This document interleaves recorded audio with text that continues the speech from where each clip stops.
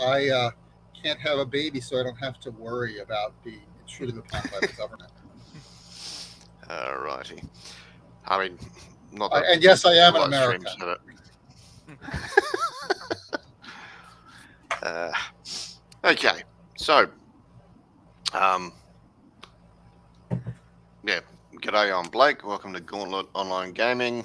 Today we're doing Dungeon World in the setting of Nentir Vale, which was actually created, by 4E, 4th edition D&D. And yeah, we've got two characters. I can start getting rid of some of these windows. Whoop. Crap, what is that button? Wrapping up a late lunch. Okay, so Michael's on his way. All right, so if you want to introduce your characters, names, pronouns, what they do. Yeah, I'm Elivor. I'm just a humble farmer here in Nentir Vale, and I just really love animals. Uh, much as possible. Some people call me a druid, but I don't hang out in the forests. I've got a farm. But I do love animals. Okay, and I'm Jim here playing Baldwin Thorn. He's a short little guy. I'm a I'm a halfling wearing. I basically look like a pile of metal. Since I have scale armor and a big shield. One hand, unless that's a two-handed thing, in which case I don't have a shield. I forgot to notice that. Um, and if anyone remembers off the top of their head, shield doesn't say two-handed. Okay, yes, shield in one hand and um, a Flail, beautiful. right? It looks like a flail that it looks like it has never been. It looks like it's never been used before, but that's actually not true. It's been handed down through through some ages, and its origins are currently lost. Um, but it never scratches. Jolly good. Okay. X cards on the table as always for online games and Gauntlet games. So, we need a bond between you two. How do you know each other? If either of you have a bond, you want to look on your character sheets and see if that's interesting. Sure, give me a sec here. You just took a fighter, didn't you? The only one I have left in mind is I have showed blank a secret right of the land. But I can also make up another one. I'll just put the fighter ones in chat. See if. But if you can just think of one off the top of your head, that's all right too. And what's your conception for Baldwin? Is he a native? Is he a traveler?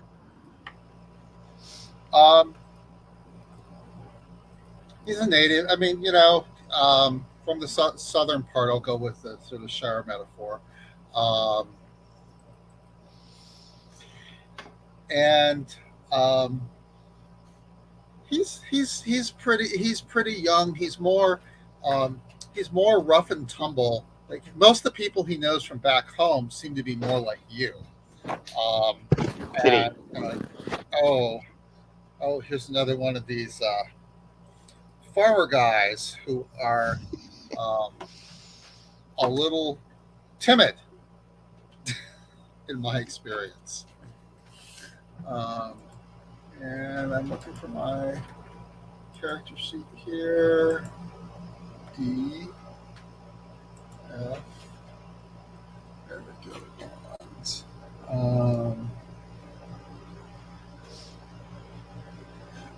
Okay. So I will just use I worry about the ability of Elivor to survive in the dungeon.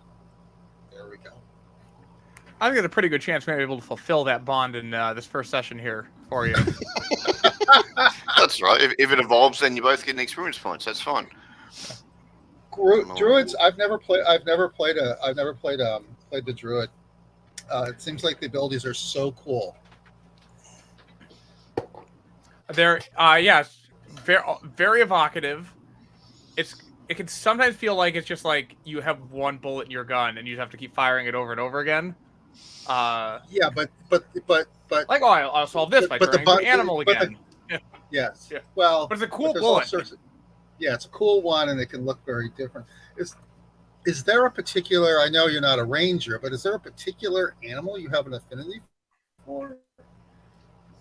I'm sort of not a particular animal. The plains is sort of my terrain, and so I often turn into animals of the farm or the plains.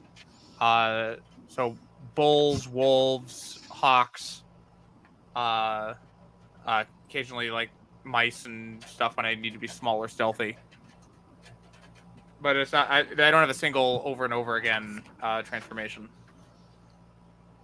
All right. Cool. So you're in full crest. Any interest in being a space hamster? Like I said, I'm not a ranger. But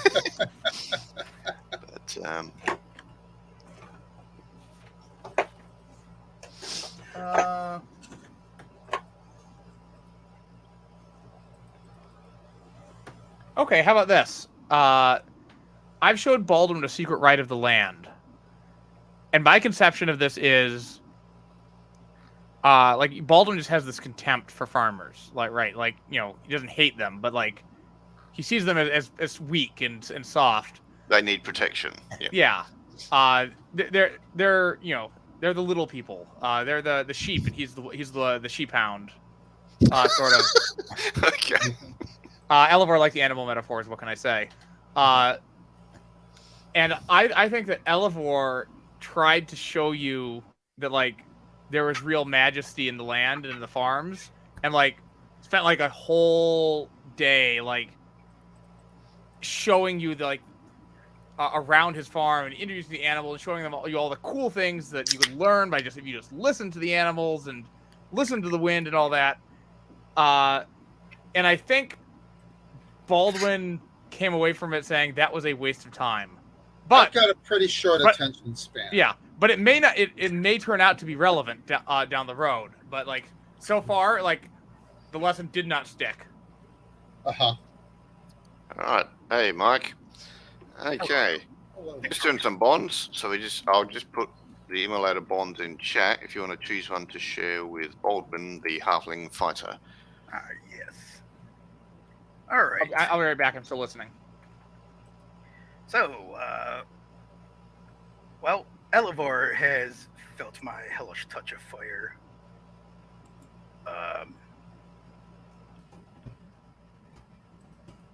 So I could either teach Baldwin the true meaning of sacrifice, or I could cast something into the fire for Baldwin and still owe them their due.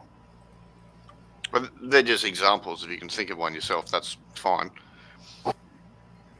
Yeah, well, let me ask Jim, do either of those seem to catch you on fire, as it were, for... I don't even understand the second one. I will tell you this, well,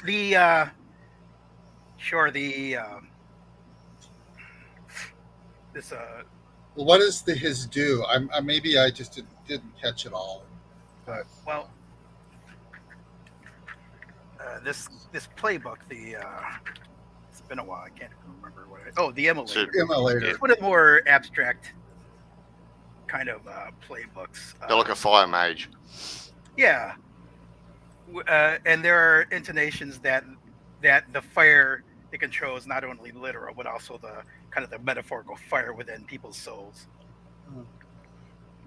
I cast into the fire, and still, like you took something of mine and you set it on. I'm also role playing a mid intelligence character, so I just don't understand. I don't understand. Like, you took something of mine and you burned it, and now you owe me because you burnt something of mine, or is there some level behind this that I don't get? I mean, it's interesting. Maybe we could just say we have that as our bond, and we can play to find out. I don't know. Sure. Let me open up the playbook real quickly so I can maybe give you a better idea of once I refresh my memory of what my playbook moves involve. Like, I mean, I, I know that my flail was once nothing but hot unshapen metal at one point. That's the one part of I don't know. I was saying earlier, so my signature weapon is a flail, and but I don't really know its origin. Well, but one thing I do know about it is at one point it was a hot lump of metal that was somehow forged. Well, one thing I recall offhand is that one of my moves is I can basically, without any tools, basically act as a blacksmith. So is it possible that Fraxinus may have had some role to play in the forging of your weapon? Okay, well, that's I was kind of going with the. So how about we've adventured before, and I have saved your bacon somehow, and as a result, you. Oh, you know what? I have an extra. No, this will work. I have an extra doohickey. Sets of doohickeys on my signature weapon, which I think are spikes. Let me see here. I have hooks and spikes. And perhaps in return for some favor I did for you in the past, you were the one who put the hooks and spikes on my flail. How does that sound? Sure. And how do I pronounce your name? Fraxinus? Yep, Fraxinus. Fraxinus. Okay. So is that your bond with my character or my bond with your character? Oh yeah, same thing. If it changes, we can evolve it. So yeah, so you met, traveled together, that's your character's bond with me, I believe. Well, yeah, it's your mutual bond, so that's fine. You met, you traveled together, and Praxinius enhanced your flail. Well, I think there's actually one where Fraxinus owes me their life, whether they admit it or not. So that's an easy one. So we can actually have that story do both those bonds. Obviously, you admitted it, though. I guess someone feels that the debt has not completely been paid. That's the still owes his due part, I think, right? Yeah, you don't have to have one each way. You can just have one and leave it at that. Oh. That's fine. Okay. Yeah, so that sounds good to me, Jim. Yeah, you in Full Crest will have so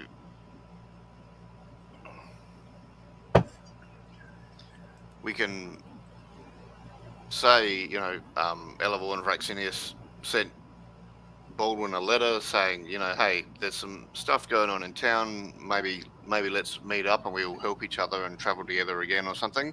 Okay. And Fraxinus, do you look like a lizard man?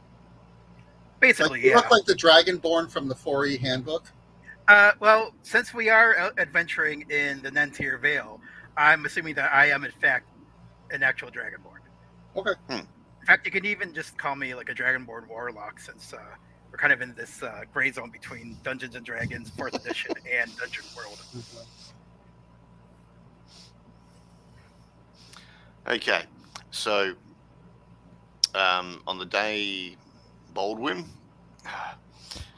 comes into town,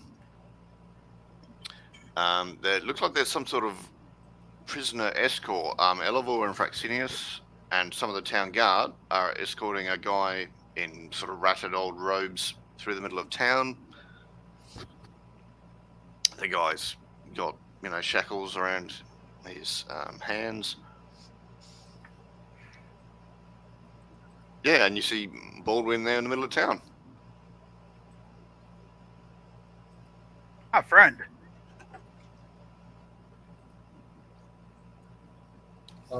Elevel, or you're muted. It's all right. It wasn't a very funny quip. Okay, well, we can give you a chance to retcon it since none of us heard. So who are you Yeah, looking? we caught this this fellow doing something I honestly can't remember. It feels like it was minutes ago, but it feels like it was weeks. Was the person who'd been spying on was this the worshiper of Vecna who had been spying on the mayor? That's the one. Oh gosh! So you guys have actually been here before. Oh yeah, we Yeah, kind of yeah. settled in. I mean, you probably would have travelled through before, but yeah, they've been around the town recently. To refresh them, there was a tailor who was in fact going a Vecna cultist, and he had like a bit of a lair in many of the part of the ruins So beneath does town. he look cultisty? Yeah, he looks like an elven male in ratty robes. He's sort of sneering at everyone. Doesn't seem I very believe his happy. name was his name Garrick? Am I getting that right? Derek. Garrick, I thought was a tailor. Yeah, I thought that was the Vecna Yeah. worshiper, unless I'm crossing my NPCs. Right, and right now I had the prophetic dream, or possibly just nightmare, of caterpillars gorging themselves as they rolled in a carpet toward Fallcrest. And the town butcher is a wereboar. A were-boar? Yes. Yep. Yes, that was Salamax. Okay. Technically, you don't know that. You don't know that last bit yet, but Sure. Yeah. He's not super It evil. does Though. pique my interest. That looks. So I'll say to one of you, well, he looks like being an unsophisticated person. Say, well, he kind of looks like a bad one.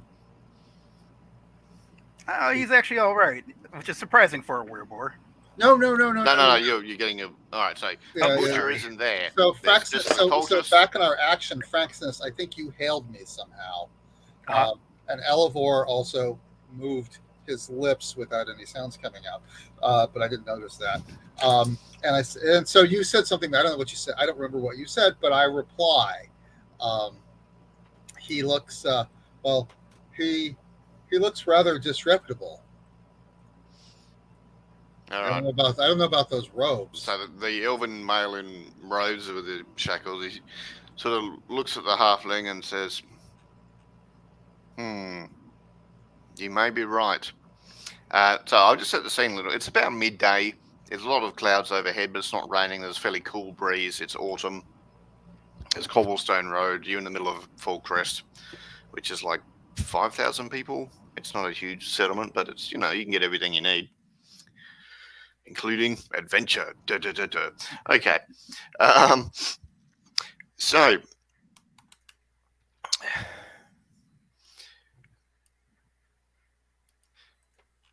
the cultist guy in front of you goes snap and sort of blurs and starts to run away. For a brief second, he looks like this. What? Show me the bloody share screen. I want that one. If it's going to work, it did. Jolly good. So, a brief second, he looks like that.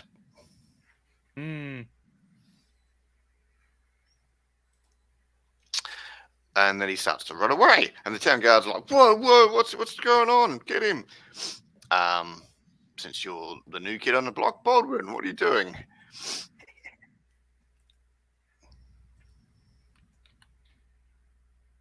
Oh, one other thing. When he said, "Yeah, perhaps you're right," and he spat out a tooth, and then he blurred, and you see that shape for a second, and there's some crates in the street that just kind of burst open, but you haven't seen what's come out of them yet. Okay, so can I get a reaction where I try to, basically attack his feet? I'm trying to trip him with my flail. Yeah, go for it. All right, so what do I got going here? It's still hack and slash, I think. Sure. Strength, Dex. I can use strength on this, I hope. Yeah, it'd be strength. Okay, so let's see.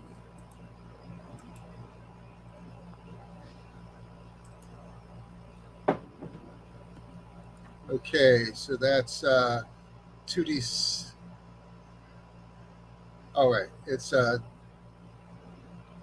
okay. So I'm rolling 2d6, and I'm adding 2 for my modifier to it. I don't know why. Yep. I have a little brain fart here. There's an 8.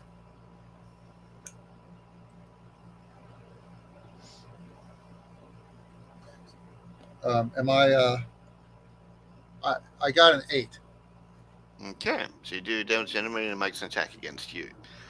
So, roll your damage.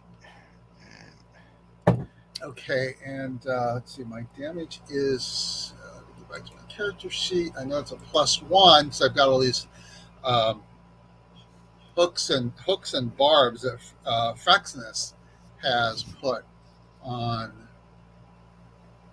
my. Okay, so where's it going to say what my damage is? Oh, okay, so it's D10 +1. There we go.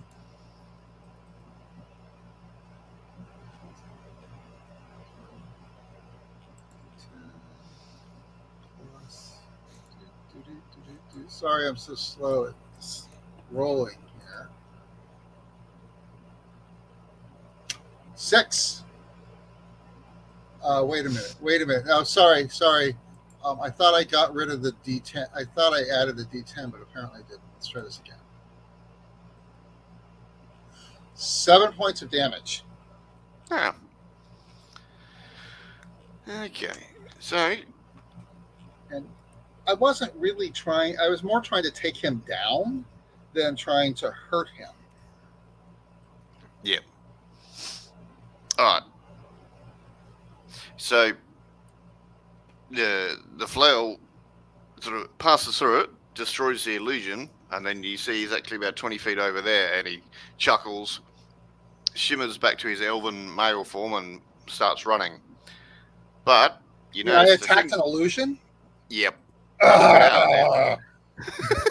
It's gone. It's dispersed. So You've fallen for that old trick again. his decoy has been destroyed.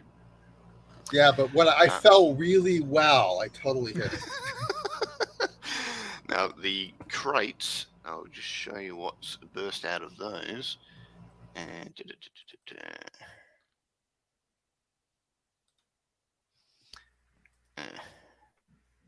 actually, we can just double click on them, can't I?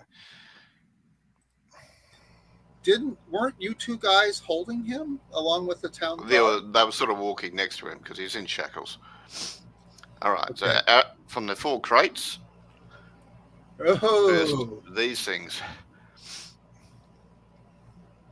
yowza. It's like Frankenstein's monster went to the gym. It's got a mouth in his belly. Oh, it's more that his guts is half falling out of his rib cage, but yeah. Okay. Oh, I'm in nursing school. I just learned what that's called. That's called, I believe, a phomocele, when you're born with your guts outside your body. Oh, lovely. There's one of those or multiple? How many guts have you got? No, I think he means the creatures. How many of those creatures? 4. Okay. So there's quite a few town guards in the area, so it's not just like you 3. But And is the cultist still locked up, or did he? What's his situation? no, he still had his shackles on. Okay, But- he's using illusion to distract everyone. Yep. Okay, but he's He still. kind of went flip, and he's out of his shackles, and Okay. So wait. So he was in shackles, and then somehow he's out of his shackles. But the thing I attacked was an illusion. So yes. So the cultist, is he back next to you two guys, or is No, he he's about over 20 by foot over there. He's 20 feet away. Okay. Okay. He's still within. You can run over and get him. Hasn't blipped Yeah, out of town. I have But small he's just legs. not what you thought he was, because Right. he's an illusionist. So, Elevor, you see those things burst out of the crates. You see the elven male cultist again, running through the crowd, trying to get out of town. What are you going to do?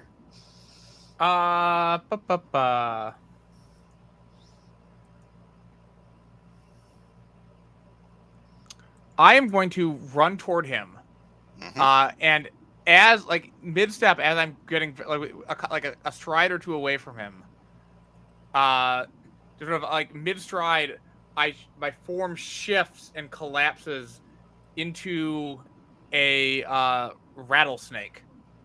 Okay. As I'm shapeshifting and gonna bite him, and this is one of the more poisonous varieties of rattlesnake. I hasten to clarify. Yeah. And I'm trying to bite him and poison him to impede his escape. All right. Well, let's roll your shapeshifting first to see if you Yep. get close enough to do the attack. It would be a shame if you shapeshifted and then you missed, because you really can't move that fast as a snake. That's a 10 to shapeshift. 8 plus 2. Laughing. All right. so- You are in striking distance. And I should Nice. attacking is going to be a strength move. Yeah. Okay, then I will take a +1 to strength as part of my Shapeshifting Formcrafter thing. ability. +1 ongoing to rolls using strength, and you can choose a stat that I'm taking -1 ongoing to, as long as I am a snake.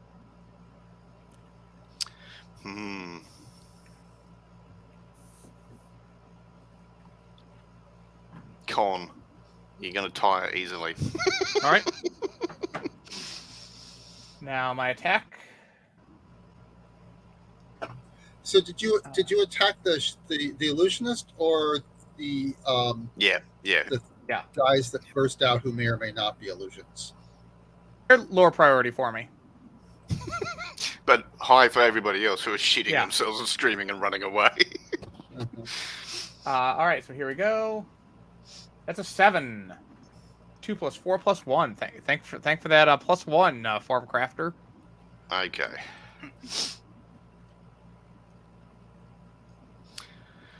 Okay, so yep, roll damage.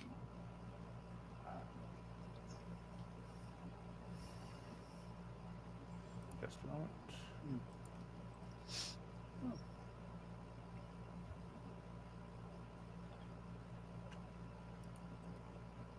That's 3 points of damage, plus Alright. whatever poison effect.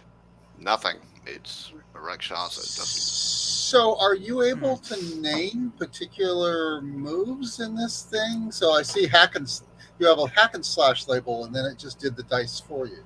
What I do is in the top bar, you type like 2d6 plus 1 as hack and slash. And then it renders it. You can also... You don't have to, though. You Yeah. can just roll. Oh, I see it now. Okay, sorry. Got it. Cool. Okay, Fraxinius, what are you up to? There's the 4 abomination things bursting out of the crates, which may or may not be real. It's certainly making everyone panic and screaming. The elven cultist Taylor dude broke out of the chains, did an illusion which got dispelled, and he's running through the crowd, being attacked by Illivore.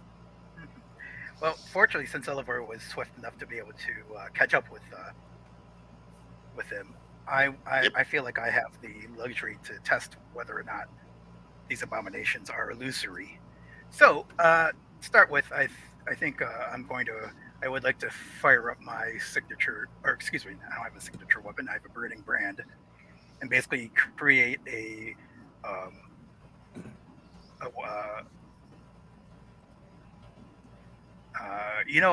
may make my weapon in the. Well, first let me see how successful I am, and then I'll determine what form the weapon takes. So I'm rolling 2d6 plus my con bonus, which is +2.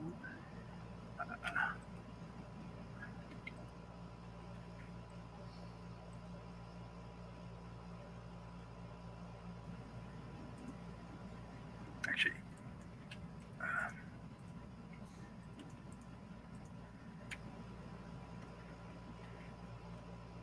and I get mere 7, it looks like. Yep. But it's enough for 1 tag. So I am going to choose. Oh, yeah.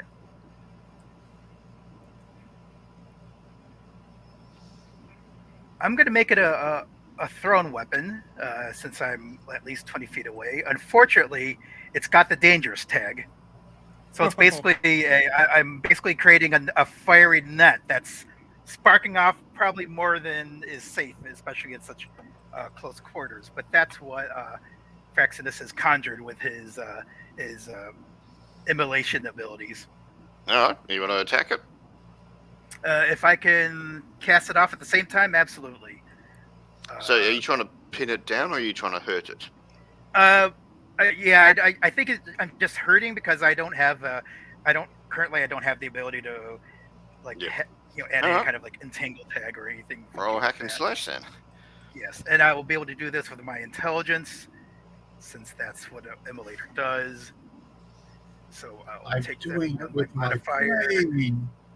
Cast a burning net. See what happens. Oh, look at that!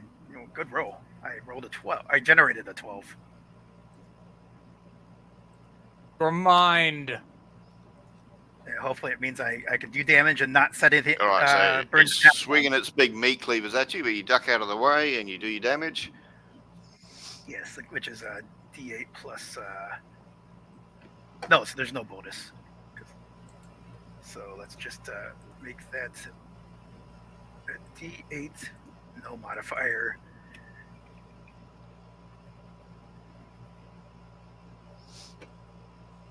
Five damage.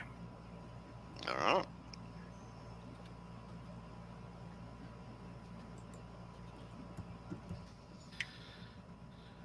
Okay. At least I Drac- presume I don't set anything off with the dangerous tag with a 12 roll. That's of course up to No, people are standing back because there's sort of this fiery net and they don't want to be near this big abomination thing anyway. There are some, but I mean, the town guards aren't just fleeing. Some of them are chucking rocks, some of them are firing bows at the abominations. Everybody else is just screaming and fleeing for it because these things just burst up in the middle of town.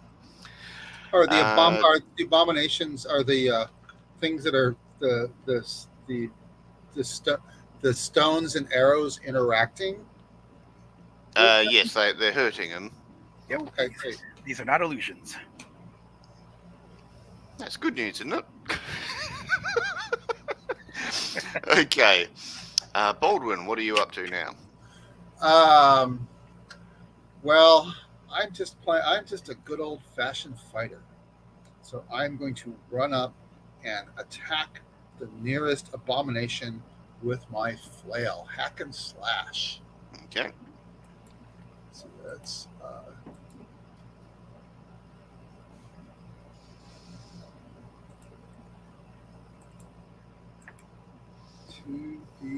2d6 plus 2 as attack. Yeah. All right, let's see how this works.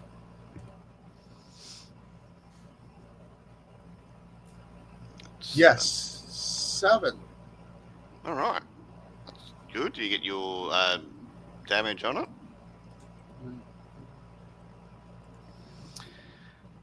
So you bash it with your flail, but it gets a shot at you as well.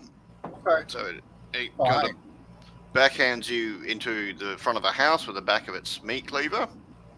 It goes, and its guts spray all over you. Uh-oh. So you're covered in intestines and stuff. Uh-huh. Does that mean that's because he exploded, or is this just sort of a partial? He's losing his guts and being a mess. The latter. Okay. Great. But roll your damage against him. You did damage him. Okay, so I'll just do. What's his damage is one? What's his damage? 1d6. Well, it's by you should have a set damage. I think it's D8 for you. Oh no, hang on. You're D10. Yeah. So he's. Oh! I rolled my damage. My damage was Yep. a d6. Am I rolling his damage on me, or what am I? No. You should just roll your weapon damage on him. Oh, yeah, that's 6. Yep, 6. Okay, cool. So he's still up, but you hurt him. You got him, bashed him in the arm.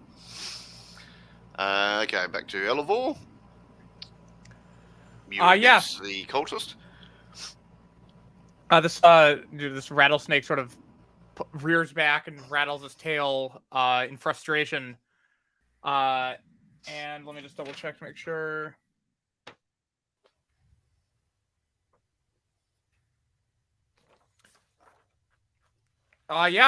This form's clearly not the solution to this You could strange try and wrap creature. around his legs to trip him or something, or The problem is, like, my first thought was, oh, I'll do a boa constrictor and constrain him, but that's not native to. They're constricting snakes aren't a thing in the plains. They're more of No, a not jungle really. thing. I did think of that. Now he will. I know this is gonna fail, but I don't think.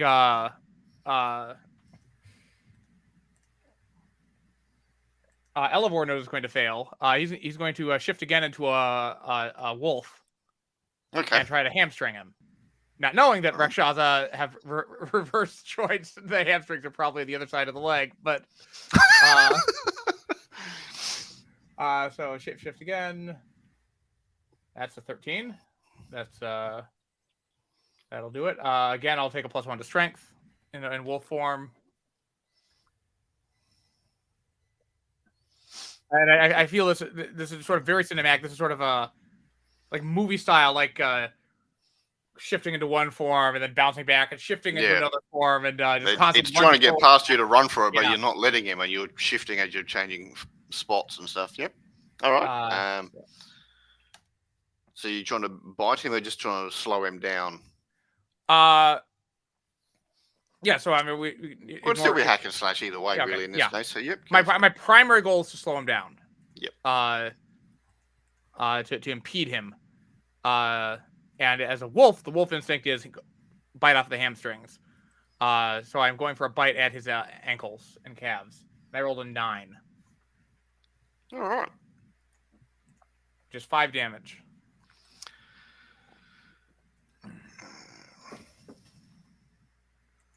It hurt him. He's not happy.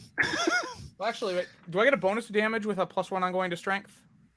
Or is that different? Yes. No. I don't think the strength okay. actually affects your damage. So, but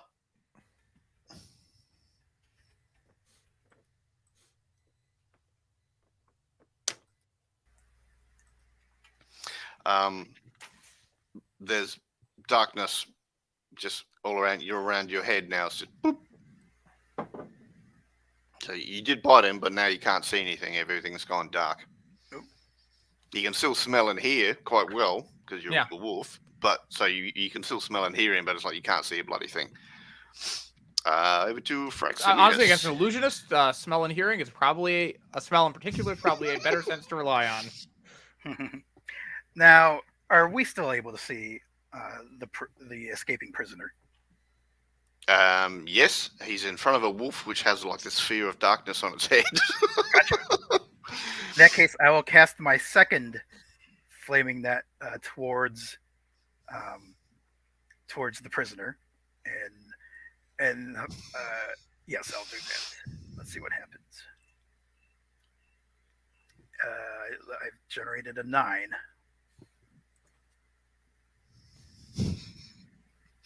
Sorry, oh wait, that's not right. I'm sorry. I need to re-roll that because that was the wrong modifier. Unless you just want to call it. Well, I mean, if you just want to take the 2 off because I only had a +1. Yeah, that's fine. It's still the same effect. It's a 7 instead of a 9. Okay. Yep. You consume.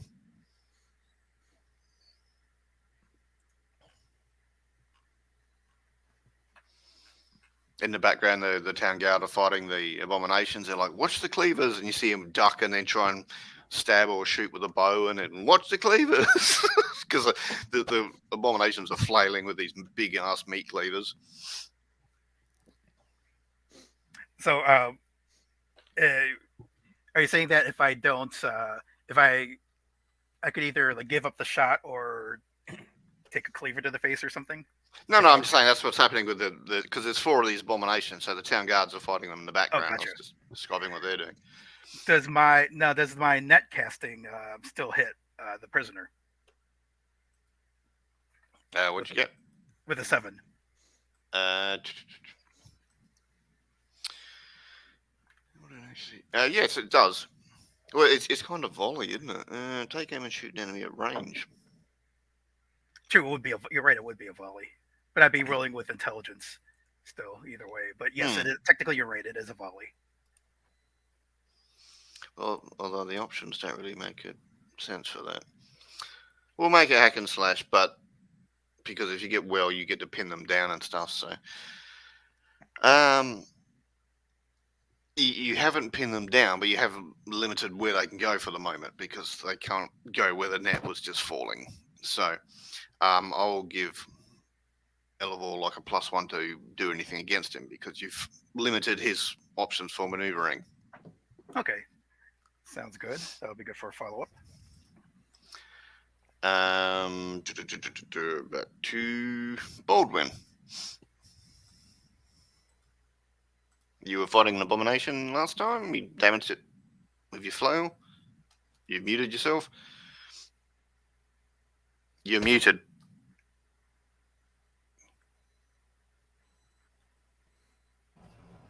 Control D doesn't seem to always work on that. So did they get a partial attack on me? Yeah, they slammed you into like the front of the house, so it's just kind of bruising. But, So you're covered in its guts and stuff. Okay, but I didn't take damage.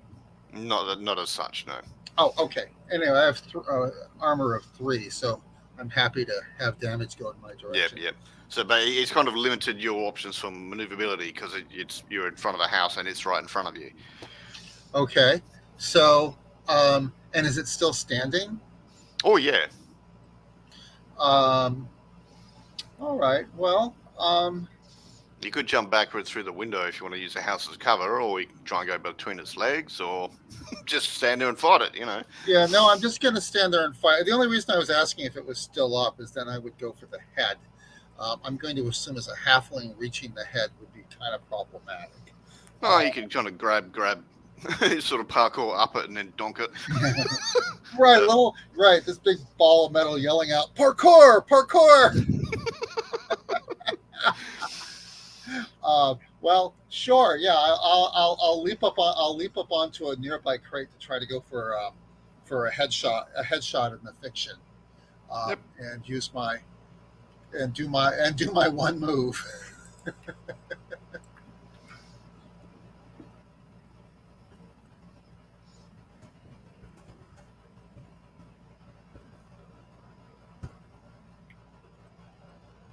Wow, nice.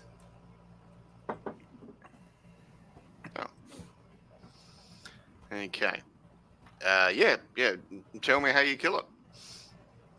Okay, and I do 9 points.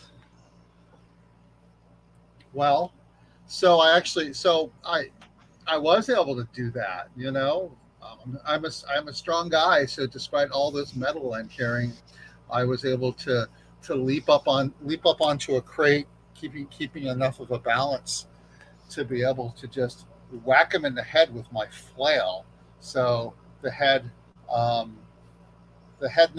now you can't tell the difference between his head and his guts because his head is they just exploded and mess with bones and muscles. And assuming that this thing is actually controlled by its head, it teeters a little bit and falls over. Okay, so that one's sort of crumpled into a pile of guts and bone and stuff.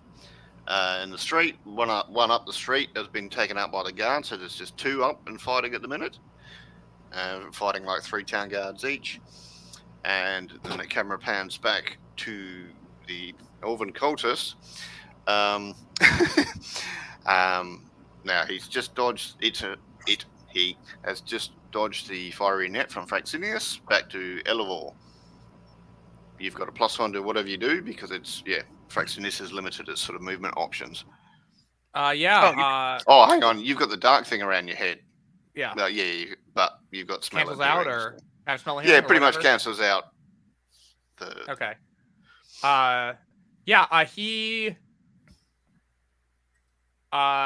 He's pissed and he's gonna go for some damage now. Try to hurt this guy. Like leap up in the direction of where he can smell and hear the guy's body is, and try to rip out some Rakshasa guts. Make him look like his creations. So that's still 2d6 plus 1. So plus 1 minus 1. That's a 7 Okay. for So 2 damage. All right.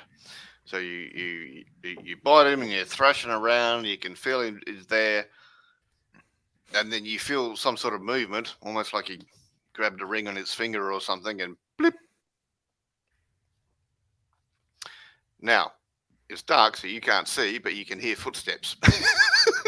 Fraxinius, you see him appear about 60 foot down the road. Oof. And he kind of flips you the bird and starts running, but he's wounded. Gotcha. I will call out the direction of the cultist, and he's over there, and run after. Now, is he? Would you say he's within near range? As I run towards him. First of all, am I able to run in his direction, or do the abominations block my path? No, they're not that intelligent. They're just smashing anything close to them. Gotcha. So yeah, they're not an intelligent, coordinated threat. Okay. But yeah, Now, you can run towards him. That's fine. Yes, and will I be able to with a near range with my burning brand? Would I be able to throw another net at? Yes. Well, he's running pretty fast, so I'll say -1 situational modifier, but yes, you can. Okay. So I will take my modifier down to 0 and throw the last of my burning nuts. Because then after that, I'll have to try to re-up my ability or do something else. Let's see what happens. Well, I've gotten 8. Oh, wait, I only rolled... Nope, that's right. I rolled an 8. Okay.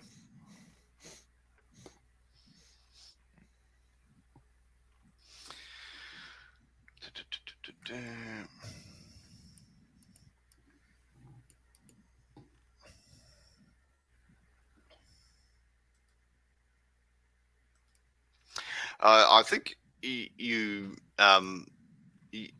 did burn him, so he's quite badly damaged, but he's not pinned down. He is running off still, but it's Okay. There's a trail of ichor, which is basically their blood.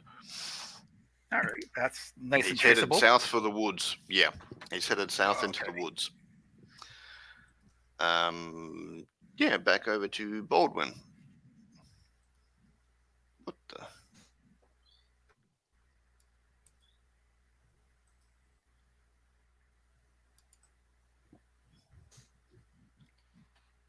You muted, Jim. Sorry about that. So what's the situation with these abominations? Are you so damaged or engaged with anyone? Or You took down one. The town guards took down another one. There's 2 left, both being attacked by 3 town guards, sort of cautiously because they don't want to get their heads chopped off. And yeah, the other 2 party members were chasing this guy running south.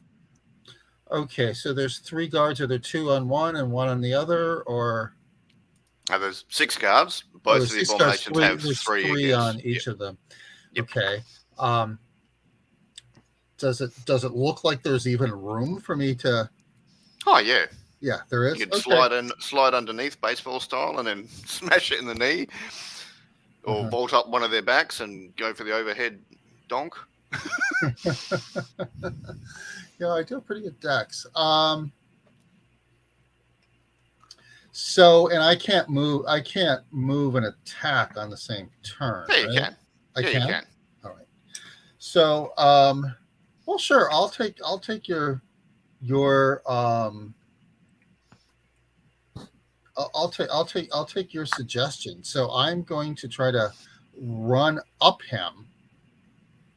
So I guess that's probably defy danger dex, which is easier for me because of my short stature. I have kind of lower center of gravity. So and they're not like hyper aware. They're pretty smash.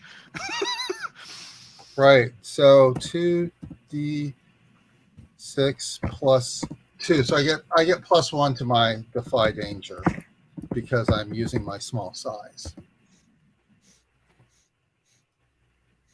So 10. So it looks like I'm in position, and now I am. No, I'm not going to get you to roll. You're on its head. It's got 3 around it. Bang! You just cave his head in. Oh, okay. Done. Great. Looks great. They're like, whoa. They're like, nice work, little one. All right. I will say, the rest of the town guards can finish off the other abomination. That's fine. After like a minute, the darkness is gone from Elevor's head. I mean, he didn't wait. He can smell and hear the running feet. So you're running south chasing it? And for my quick Googling during everyone else's turns, wolves can run about twice as fast as humans over short distances. Let me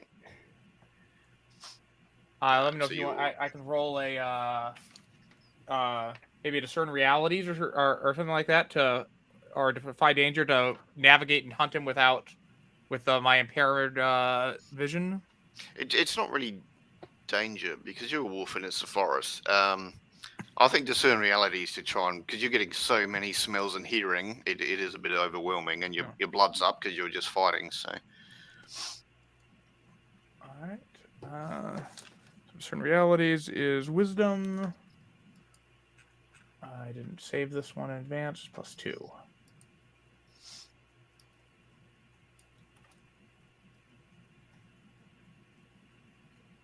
That's a 7, so I get to ask 1.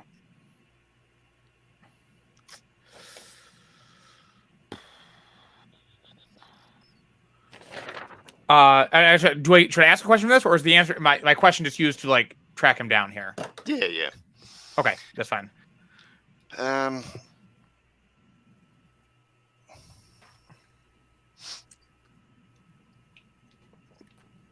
give a howl mid-run. Not like a full-throated howl. I think you have to sort of stand still and but I make some noise to make it easier to follow.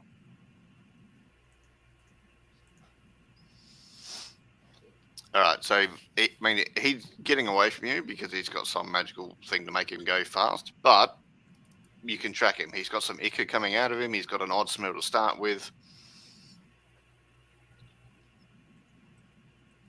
I will certainly follow him with as much speed as I can, which doesn't appear to be quite enough to catch him.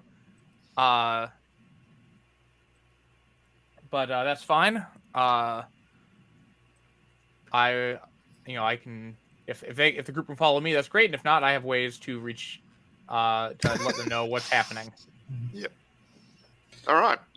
What is Fraxinius and Baldwin doing?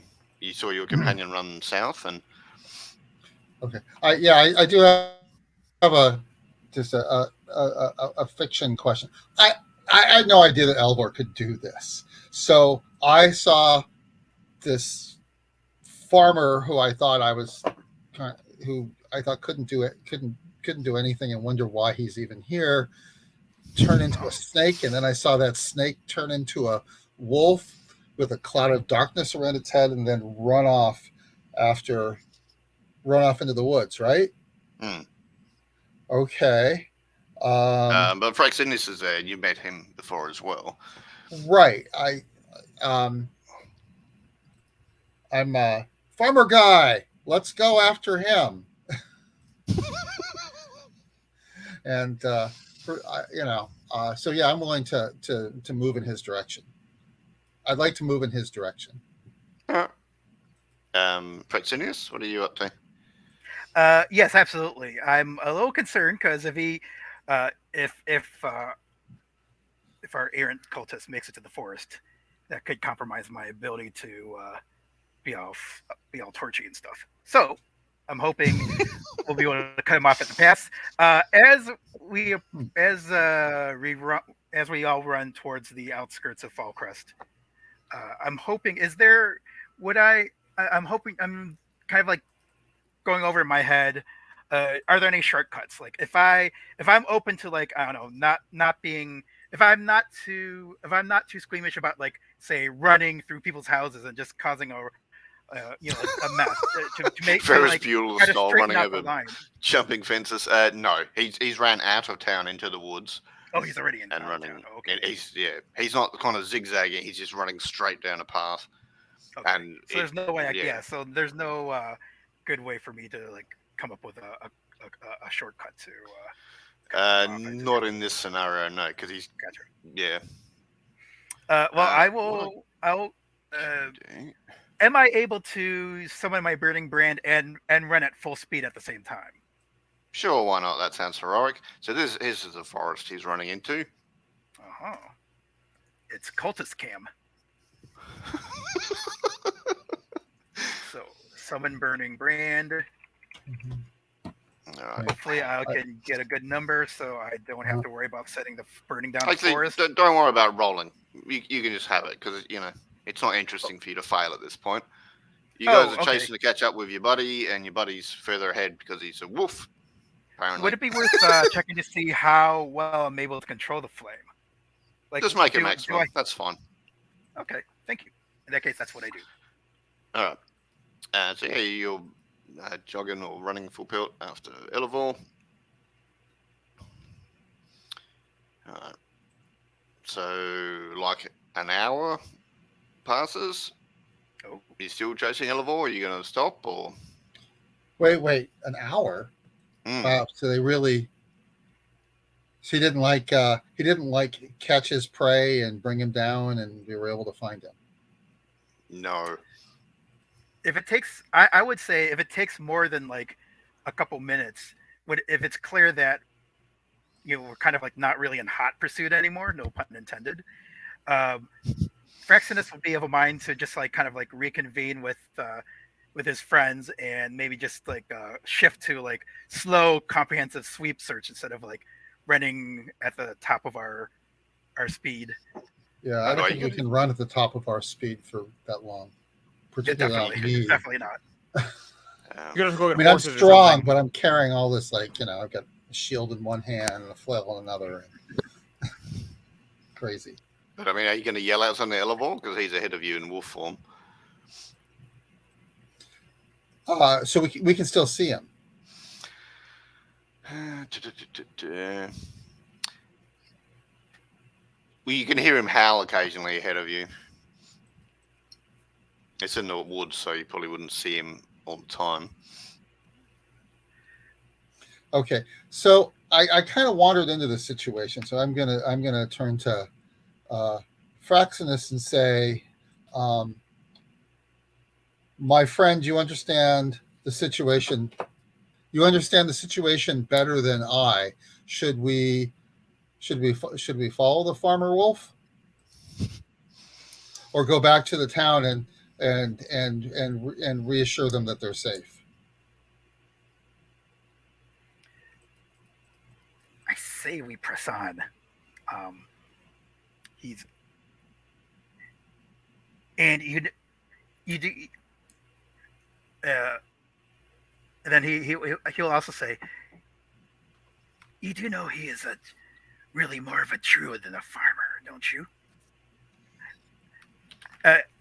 It's speaking with a voice that kind of sounds like the hissing crackle of fire.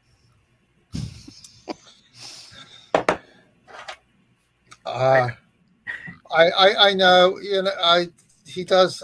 He once tried to show me some kind of.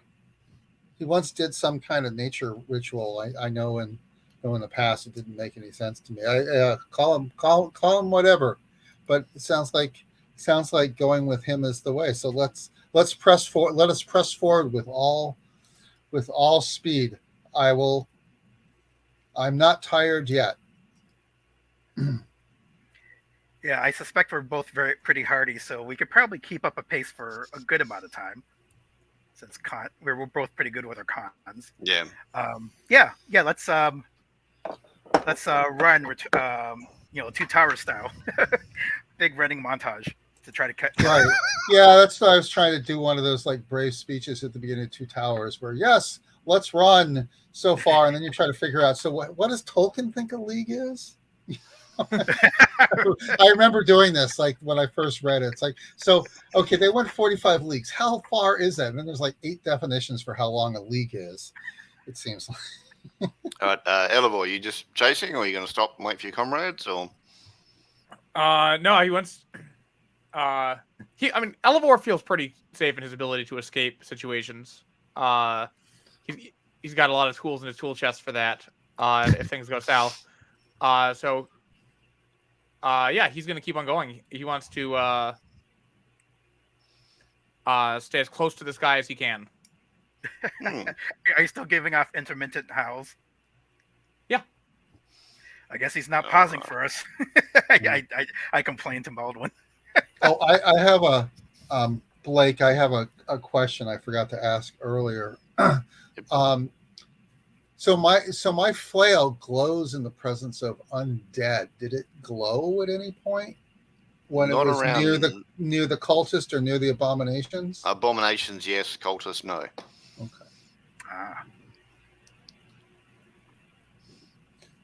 Those Vecna worshippers. So this character that you caught, that you briefly caught, can summon undead. Well, that or he has compatriots who planted those abominations in our path.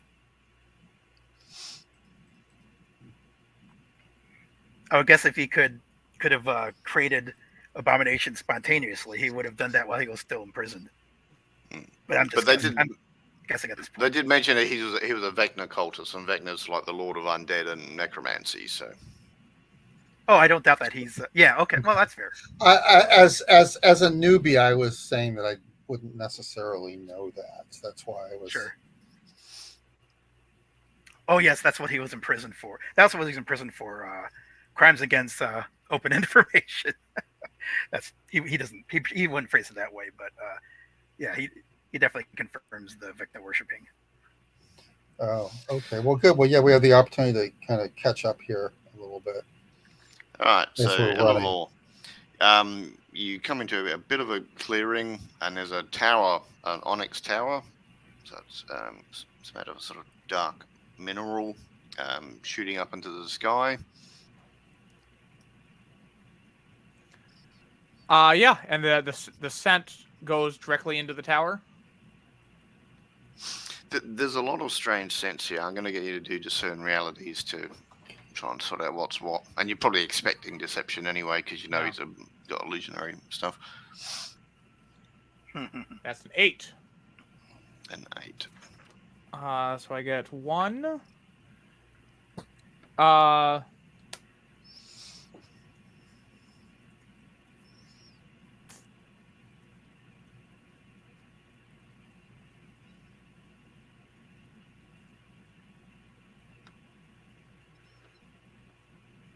With one question, the most important thing to ask is what should I be on the lookout for? If I had 3, there might be some other stuff, but I think that's the most important one. You can smell rotten flesh, like the abominations you smelt back in town. So you think there's at least one of them in this area. All right. I back off and do sort of a wide circle, trying to be stealthy, just making sure I don't pick up any of the illusionist trail. Like you didn't sneak out the back or something like that. No. Okay. I mean, obviously, he's a magic user. Maybe he's got a portal or whatever. But and having done that,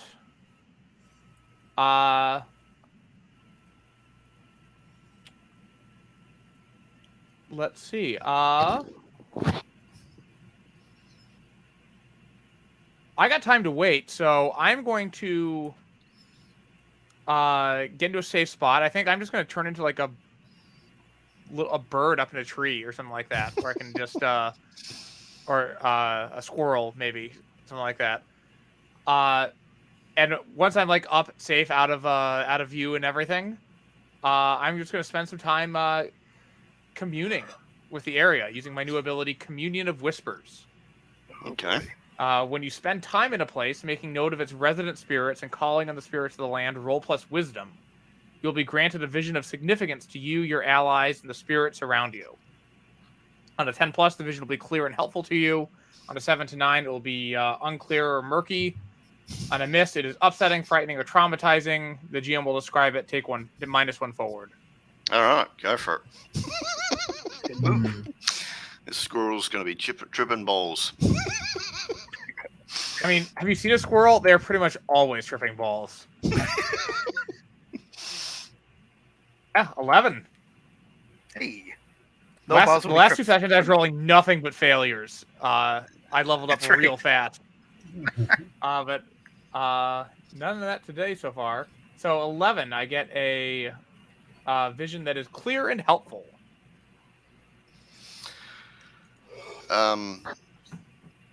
There's like a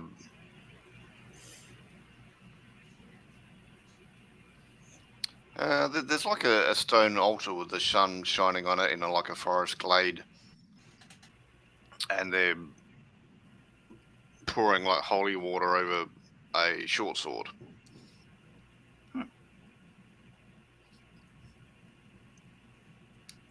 All right. At some point, the squirrel stirs, and I will make a point to just look around and try to reunite with my companions, who I assume, and, maybe I have no idea if they're following me or not. I assume they're following me. If I wait a full day or whatever and they're not here, then maybe I'll reconsider. But I don't need to eat or drink, so. Squirrels don't need to eat. No, just Druids him. don't need to eat. Yeah, they feed off the power of the land. I can eat. It tastes good, but it's purely optional. Okay. Has my flail been glowing at all Oh, that's a good question. as you trot through the woods? Nope. So you come into the clearing. You can see a big, tall onyx tower. Elevor, you see your friends have caught up with you. It's now, mid-afternoon.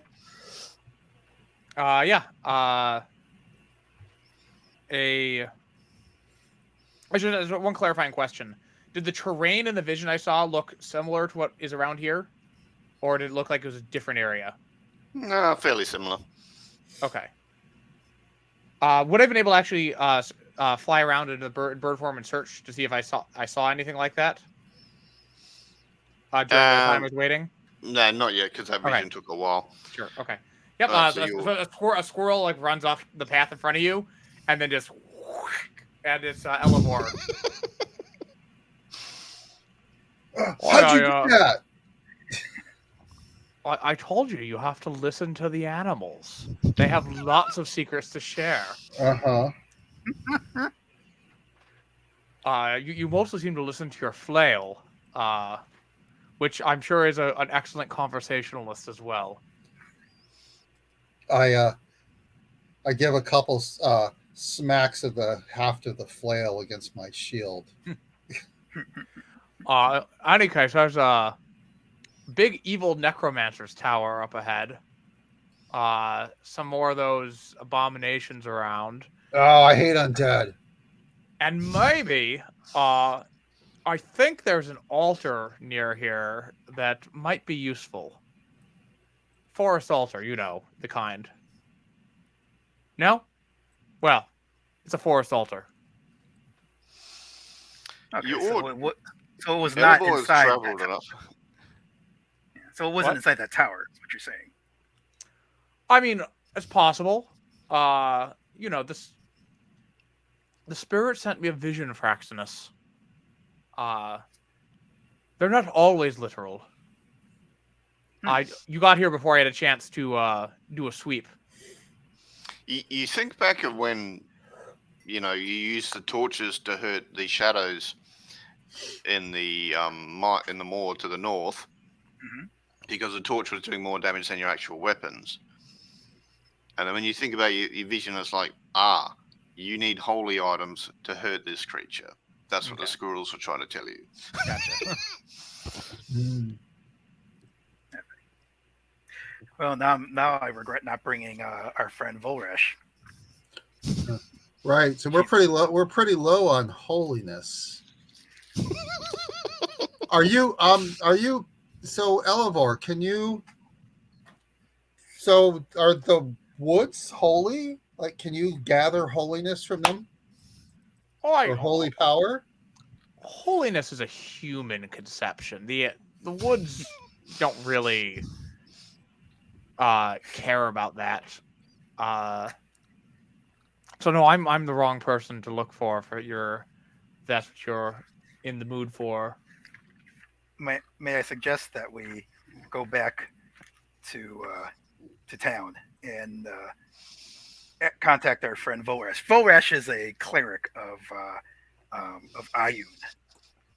She is a dragonborn as myself.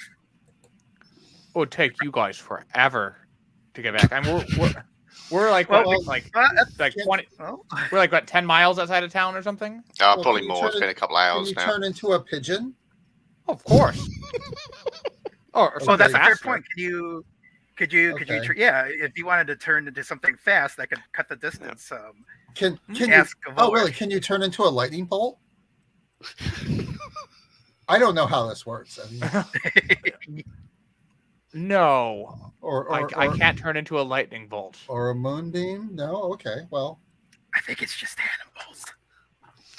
I don't get why you associate druids with lightning bolts and moonbeams. I just know you Well, can turn into. moonbeams, yeah. I don't know anything about druids. I just know that you can turn into things. Now, as a GM, I will tell you, if you want to pull out holy water as part of one of your adventuring gear uses, I'll allow that. Sure. That's fine. Oh, okay. Let's do that. Yeah, Sure. much easier. So, fortunately, I brought this. I mean, that would actually make sense. I mean, like, you know, I mean, I did kind of pad it, but So let's retcon slightly. You asked me like, you know, are the woods holy? And like, oh no, the holy is more of a human thing. The animals don't care about it. well, my hippie friends would but- disagree with you on that. But I'll just say. But that's why I went to a human and I bought this and I put it in this pack and pulls out a vial of holy water. Right. Oh. I have that too. You know.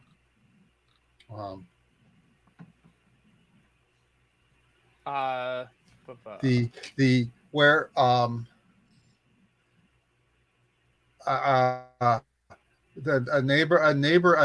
neighboring village to mine was decimated by an attack of the undead when I was younger, and so my flail warns me of the presence of undead, and I always carry holy water. It's slightly glowing at the minute. Oh, look at this! Like it wasn't a minute ago. Oh, right, you weren't here. So Eliver, my flail glowed near the abominations back there, and it glows when undead are near. GM, if I were to drink a bottle of holy water, would that let my attacks have some holy energy? In my nano form? This is some broken shit right here. You're playing. I'm playing totally with fine if the answer is no here. You're playing with D&D players here.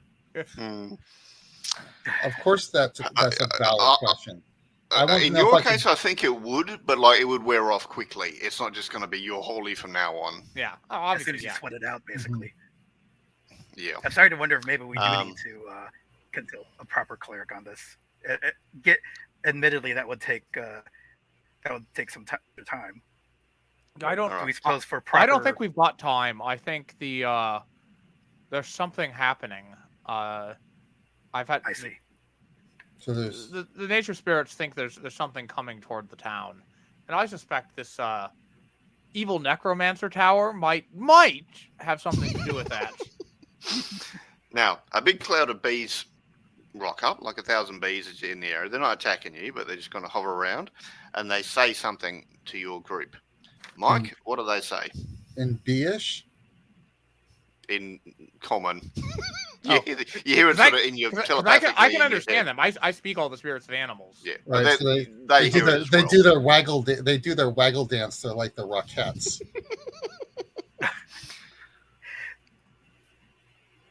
I think they're warning us that we won't have time to go back to town. That the danger is imminent. Now that the cultist is in his place of power. I think that's what Useful what they're saying. bees. How's that sound like? They could have told you any old shit whatsoever, so that's fine. You've gone with something useful. That's all right. And something that Elevor had already told you. But Yeah, if that's too on the nose, then So, No, that's fine. Yeah. Or you So, could have said, buy chocolate today. Fraxinus, can you use your blacksmithing power to imbue some of the holiness from the holy water into my flail?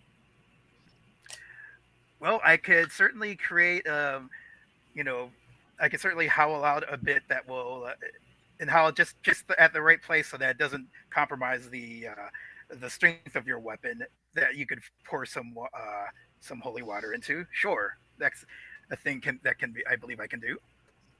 And I'm checking my playbook just to make sure that is in fact the case. Yeah, I could basically just use my hands in place of tools and fire.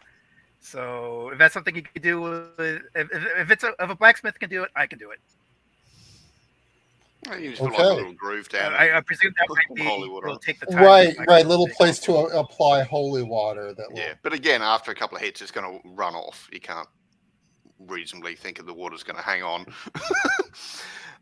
All right, but we'll pause there for a bio break. Is 5 minutes good, or people need 10? Or I'm good. Yeah, 5 is fine with me. What do you guys All think? right. See you on in a little bit. works for me. 5 minutes, then. No worries. Well, I am appreciating the chance to play Dungeon World again. Yeah, it's not hard to get into. Most people are familiar with the concepts and that, so.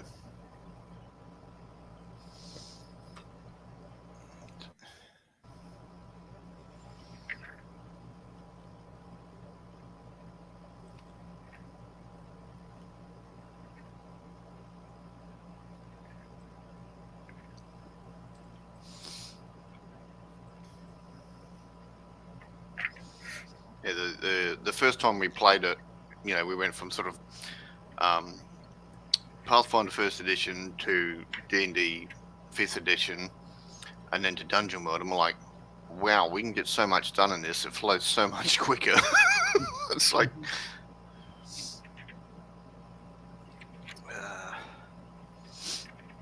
just way less rolling. So, the way I'm conceptualizing this modification that Fraxinus has made is it will allow me to, quote, charge my weapon with a liquid, unquote. So it would be like an application of poison, an application of holy water, or something like that. Yeah, I figured it'll last for 3 hits unless he did like a water spell or something, which would wash that item. But otherwise, yeah, you got 3 hits before it's not holy anymore, which is fine. Oh, crap.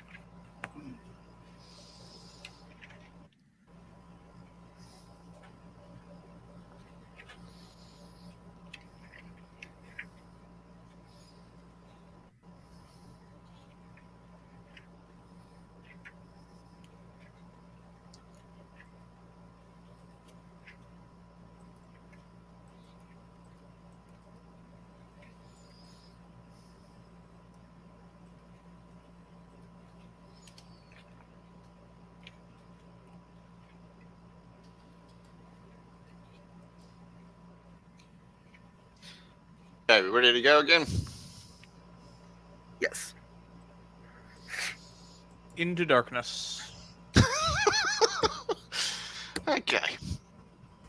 So, you're in this forest glade deep in the woods. There's a big tall onyx tower in front of you. Baldwin's flail starts glowing brighter as there's kind of a shimmer in the air, and 2 of those abominations start running for you. It was the abominations that we thought we needed. That I was convinced we needed holy power to fight, or just something. No. Something in the tower. Okay. The abominations you Right. just hacked up. Right. But, We've same been as in successful. I've been successful against the abominations. Who was it? Someone said, was it your vision, Elivor, that we needed holy power? Indeed. Okay, so all right, so it puzzles me that you Elivor turns into a bull and countercharges.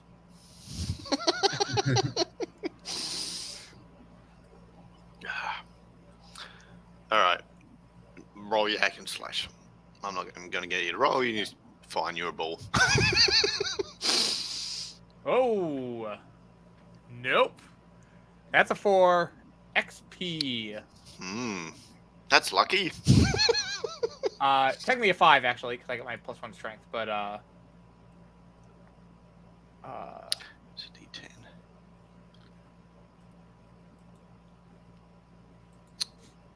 Seven points of damage minus armor as it smacks a meat cleaver into you. I take no damage, and so this bull charges forward, and before it can gore this monstrosity, it gets whacked by the meat cleaver, and the bull sort of like staggers back and then like twists in the air, and it's Elivor standing unharmed, having That's used some my shed ability. Broken shit right there. Yeah. When you take damage while in shapeshifter form, you may choose to revert to your natural form to negate the damage. Jeez, all right. No, I Well suck played. at actually doing damage. I do 1d6 every time I hit. It's not a lot. Okay. Yeah. So these things they were invisible. They basically start going doom, boom, doom, doom, stumbling towards you. These 2 abominations. Elivor charge 1 got smacked back, but he's okay. Fraxinius, what are you up to? I'll bring forth my burning brand. Should I roll or just assume I get the maximum result again? You can just assume you've got it. That's fine. Okay, so I will choose 2 tags, which will be removing the dangerous tag and making this a hand weapon, because I don't. Seeing how these things spill their guts, I don't want to be all that close to it. So that is what I will, and I'll make it in the form of a spear. Yeah, it wasn't until we slowed down and had our conversation that I was able to take the time to kind of grab a leaf and sort of wipe the guts off of my armor. Oh, right. Yeah, it's still probably be a bit smelly.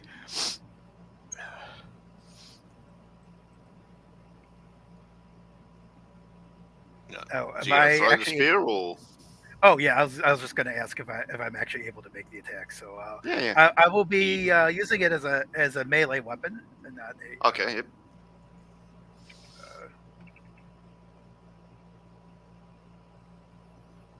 So let's see.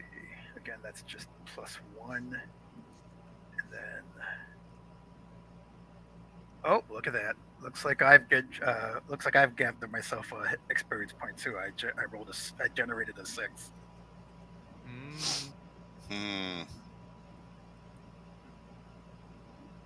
You've got 14 currently. Okay. That's all right.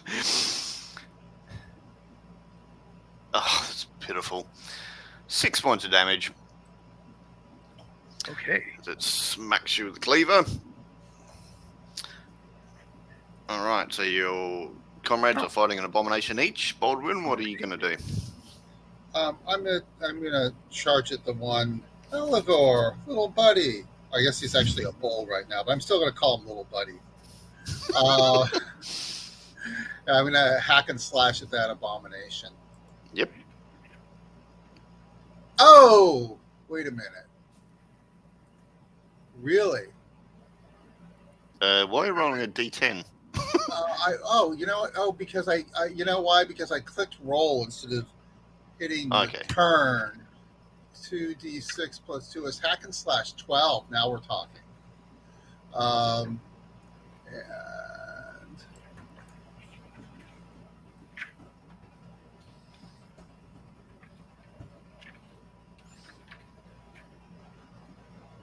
okay, 8 points of damage. All right, so you smack into it. It's still up, but you've kind of stuffed up one of its arms because you did so much damage to it.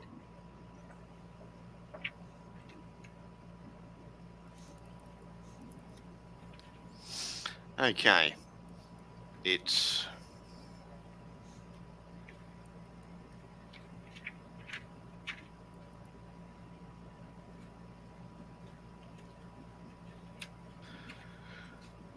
Okay, so it's going to charge... Well, it's probably going to charge for Baldwin. Because he's actually hurt it.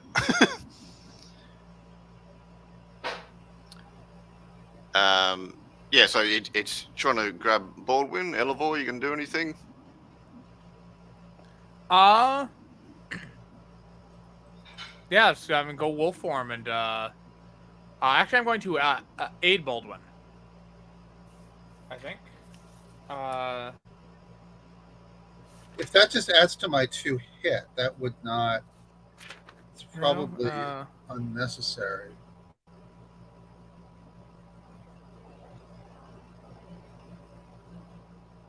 Okay, then I'll just attack, I guess. Okay, go for it.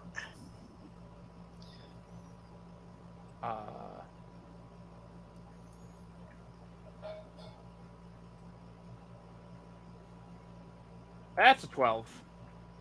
5, 6, 1. Nice. For 5 damage. So what does it look like when you're attacking? Is this... I mean, so, like, Elevor charged forward as the bull, got bounced backward, and just sort of schlupped back to his human form. And then he, like, leaps forward, like, arms outstretched, like he's trying to tackle him.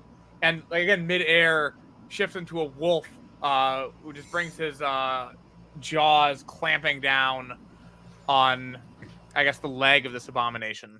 Yep. And then probably immediately regrets this once he gets the taste of the rotting yeah, it's flesh. disgusting. Yeah, but you rip it off, and it kind of falls down, and Baldwin can just cave its head in. It's gone. All right, so it's just the one fighting Fraxinius. Fraxinius, it's trying to grab you. 2 of his arms are going to go, it's going to try and suplex you. What are you doing? Oh. Let's see. Can I just use my flaming spear to try to just, like, oh, these things don't feel... These things... Oh, these are undead. They're not going to feel pain. So... I think I may...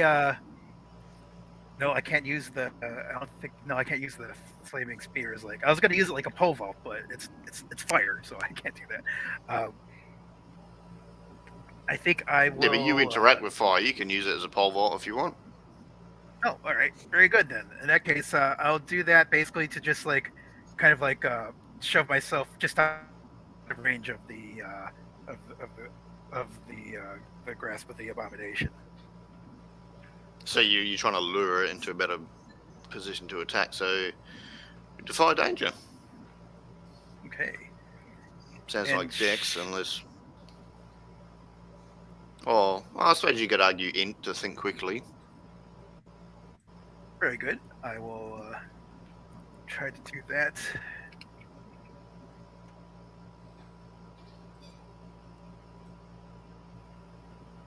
Not so good.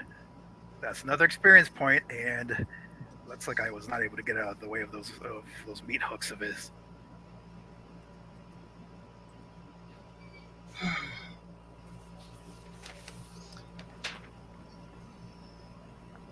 Where's it? Got 2 bloody tabs open. Nice.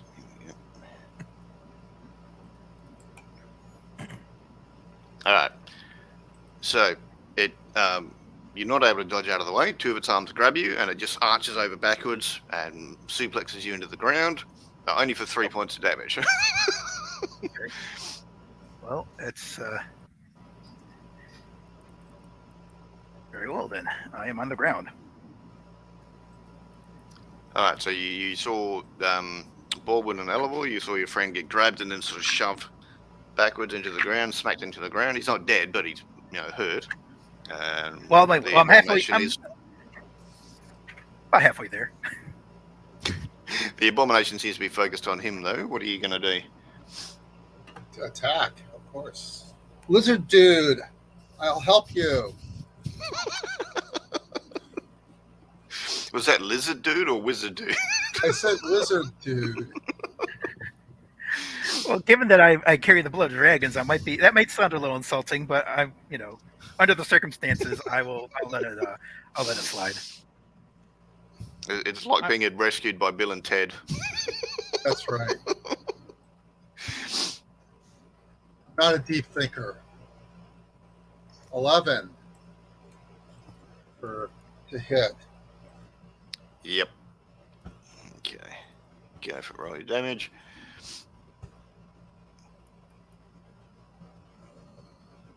7. Alright. 7. Elevor, you've seen Baldwin charge in an attack with the flail. What are you up to? I don't think wolves can spit, but I've got this terrible taste in my mouth, and honestly, I think the taste is so bad that he's not going to go for another bite, but he's going to shift to a bull and try to charge it with a non-taste-based attack here. All right. Roll hack and slash. There are 2 people nearby. What did they used to call that? That's like the zombie attack in D&D. Is that where you bash someone? Yeah. That's I rolled 8 on a hack and slash and 4 damage. All right. So you smash into it, and the bits just kind of crumple to pieces. And this is Baldwin's facing down this abomination, and then this bull comes careening from the left. Yeah, just sort of bowls it shatters over, it. and it turns into sort of breathes some steam, steamy breath out, and then slips back into Elevor's form. Yeah, and you're surrounded by Oh, beasts. we're like a circus. I've fought with 5 different animals at my side so far.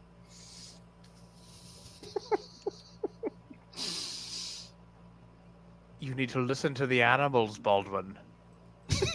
They have many things to tell you. They even speak the only language you do. Harsh. All right. Fortunately, my language is good enough. I guess I'll be a language supremacist here. Common. No. I meant violence. Yeah. So you meant violence.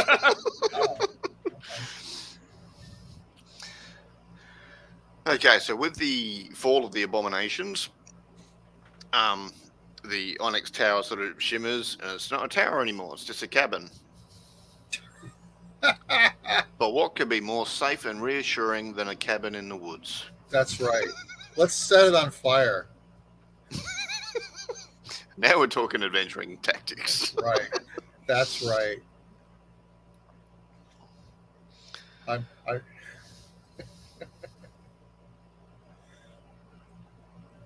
No, let's go into your wood fortress and fight you one at a time. Well, are you going to set it on fire, or? Are we just doing death and destruction here, or is there anything more sophisticated? If you think setting it on fire is going to kill whatever's in there, I think you're sorely mistaken. All right. Well, what do you think we should do, smart guy?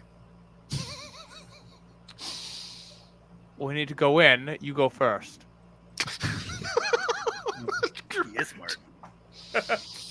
So, can you turn into smoke and just go in through the cracks? You have a lot to learn about the animal kingdom. I don't know. Smoke seems alive to me.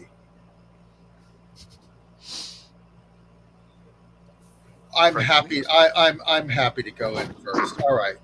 I know So- technically, there's a move called Elemental Mastery that might actually let me do that, but I have not taken it, so therefore it is absurd for Elevor. Is anyone going to bandage or anything first? Or? So I'm not hurt.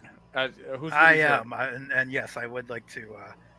Let's see. I've got a healing potion. I think I'll just cough that down now. I've got poultice and herbs. It's a better deal right now, I think. Oh, Let me just- if you look to Leon, I would appreciate that very much. all right. So are you going to recommend to me, Elivor, that I apply the holy water to my weapon as we go into this little shack? Well, you're stopping the bandage, so yes. I think yes. Now is a good time. So you heal 7 damage from the first binding that Elevor gives you. Mixes up some herbs and binds it. Do you need more? I think that I feel great. Thank you very much. And right as they're at the doorway, Elevor pops open the cork in his vial of holy water and just shoots it.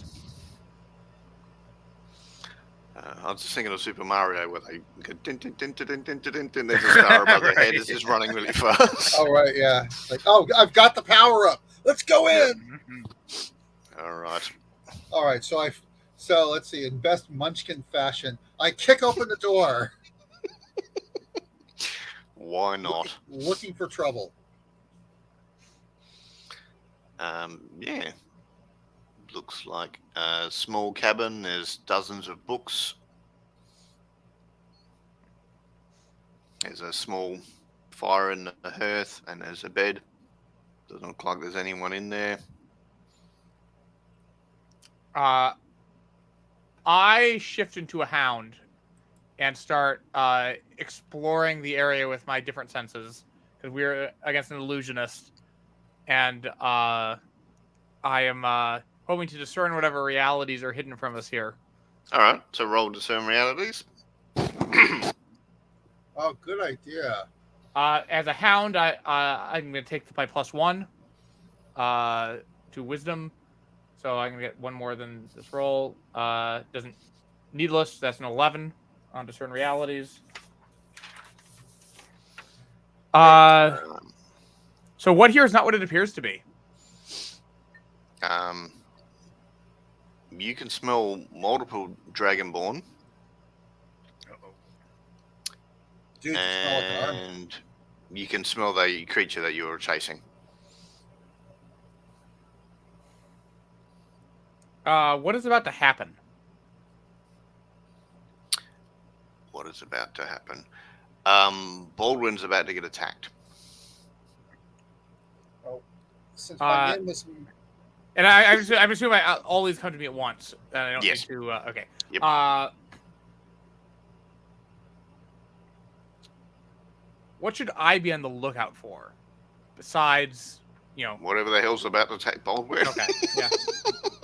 I was hoping for besides the what I've already noticed. Is there anything particular that I All noticed? right. So there's a shimmer, and the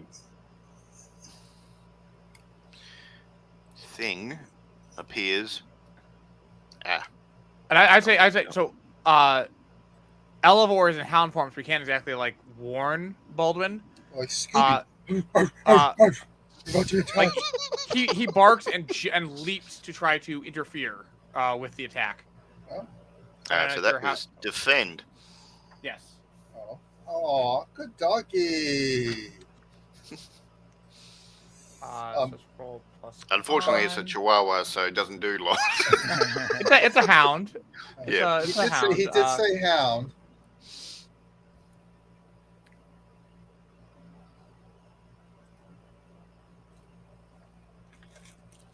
He's a Labradoodle. He's a Labradoodle. All right, so you go The bark, thought and they was go good. what?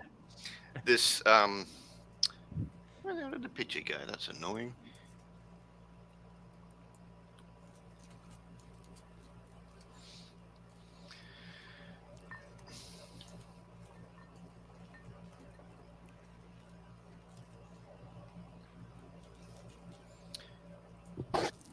so this furry tiger-looking humanoid thing pushes over Baldwin.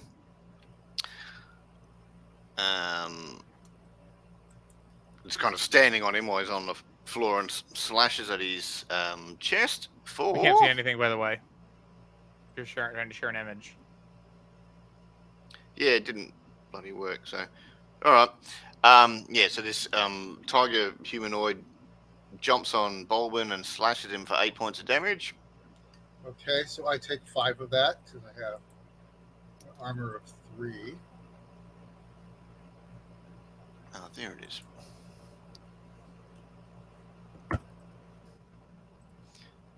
Bloody. And so I'm on my back now.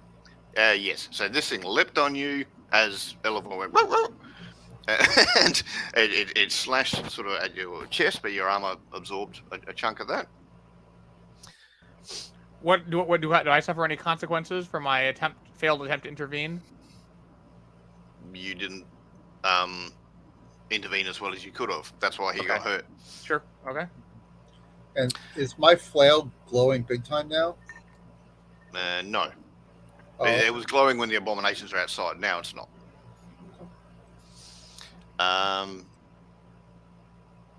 Realistically, I think Fraxinius would go next. Yep. What are you doing? I would like to invoke my my Zuko ability and bend the flame inside the hearth to my will. Okay. And I'd like oh baby, yeah. yes, it will take the shape and movement I desire for as long as it has fuel on which to burn. And I would like it to just basically like shoot out and envelop the cultist and Yep. distract him from. Hey, is this cultist still looking all like catty? Yeah. Oh, In the wreck, yeah. You can set his hair on fire. That would be distracting. Or you, because you're underneath him, depending on how he rolls. Yeah, well. Yes, so this is the Zuko move. It's D6 plus 2 because it's Zuko. That's the name of the move. Yeah. Is it called the Zuko move? Yeah, there's a lot of in the Immolator playbook. There's a lot of pop culture references. They also reference Metallica and I mean, there are in all the playbooks Hellboy. to varying degrees. Oh, okay. But this is what we do. Like I have an ability called Eyes of the Tiger. There you go. Yeah. Of course they do. Of course they do. I've generated a 9. So I guess the effect is short-lived, lasting only a moment. So, make of that as you would like. It burns it. All right. So that burns it enough to try and avoid it, which gives Baldwin a chance to wriggle free and either attack or get up. You can sort of attack from being on the ground, or you can get up and. Yeah, I think I just want to kind of roll and stand. That would be like a defy danger dex? No, I'll just let you do that. Okay. You roll away and you back up, so it's not going to get. All right. Well, I'm going to attack him then because he attacked. Okay. The other thing is when it became visible and leapt on you, there's 2 prisoners tied at the back of the room. They're 2 dragonborn. Now, Elevor and Fraxinius, you remember these 2? They were at a fountain a couple of weeks ago. The couple. Getting attacked by, this is a couple. I don't know if we ever confirmed they're a couple, but yes, I do remember them. Yeah, they were chatting at a fountain when a bunch of shadows attacked. It's those 2. Okay. And they're gagged and tied up to a chair, back to back. Oh, that just won't do. All right, Baldwin, do your right. attack. So, since I was down on the ground, I'll be kind of swinging upward with my flail in the face direction. Yep. I hit him, flail style. That's right. 9. Okay. You do damage and so does that. Okay, so he gets an attack as well.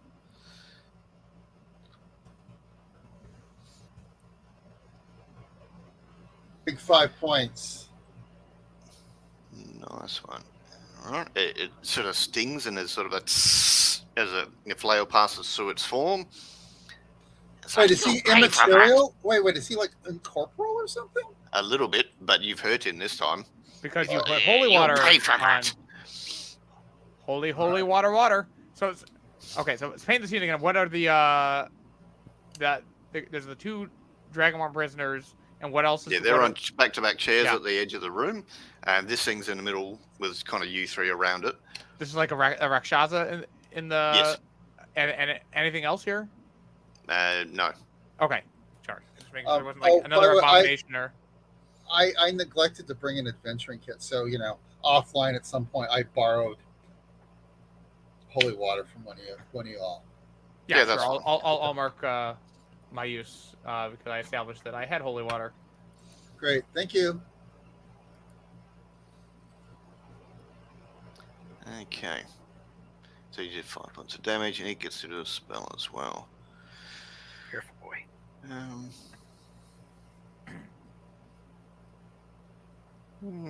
Bugger. It's going to go. Huh. I don't need 2d8, just one will do. Alright, so the fire that you chucked around it, it kind of grabs some, weaves its hands together, and claps its hands, and fire just goes whoosh, and spreads throughout the entire room. So everybody in the room takes 2 points of fire damage. Armor doesn't. Ignore armor? No. Yeah, it ignores armor.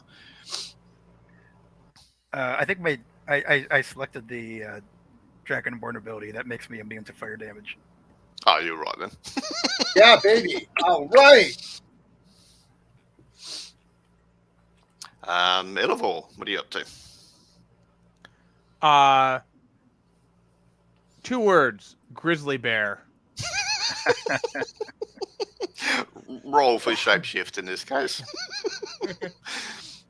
Because it will. I just did a quick Google to verify the grizzly bears did in fact live in the plains, which is they did. Yeah. So Yeah, go down It's to a the 9. rivers for salmon. And 9. So just to be clear, on a 9, I have 2 hold for special abilities of the animal. Not that we've ever dealt anything with a hold for these special abilities, but so suddenly there is a giant grizzly bear in the room, and it with a +1 to strength. I think you mean a holy grizzly bear. Yeah, Holy grizzly bear. Yep.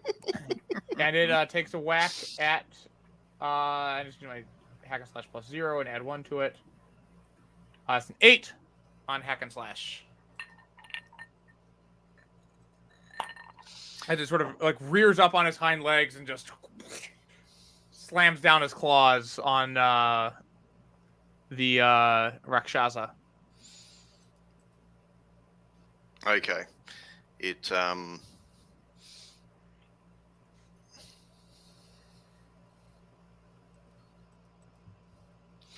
I think as it's 6 damage. You smack it to the ground, and its form shimmers, and it looks like Fanny, the goat. Your goat. What? What? That goat. I knew there was something messed up with that goat. The bear roars in anguish. No, another animal. Wait, the tiger turns into a goat. What is this, Dr. Doolittle? I hope this is just another messed up illusion. Now we'd established in a throwaway earlier that Elevor has a goat named Fanny who is cool. It's a cool goat. So does he like plays the bongos or something?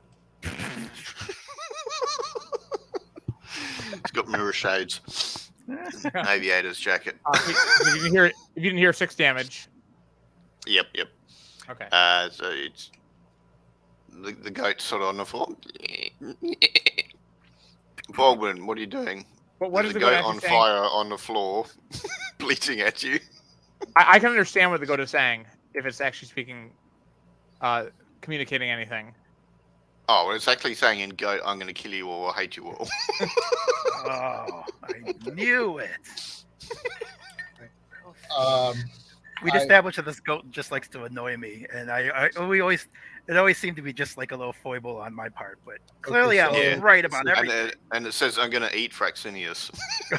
Of So course. there's a flaming angry goat on the ground. I'm standing up next to him with a flail.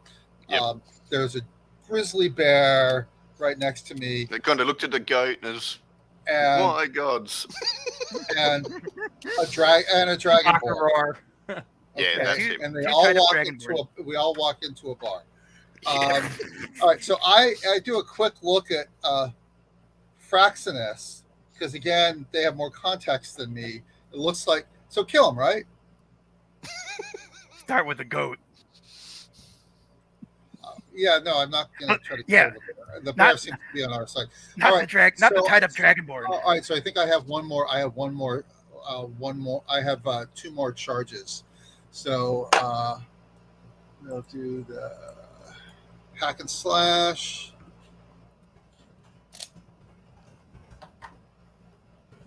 Or actually just smash. Actually, hack and smash. In my case. Oh, 7.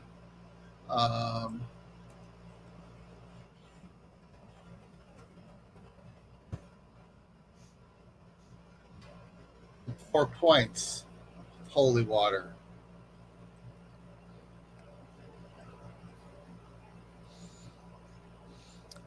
Okay.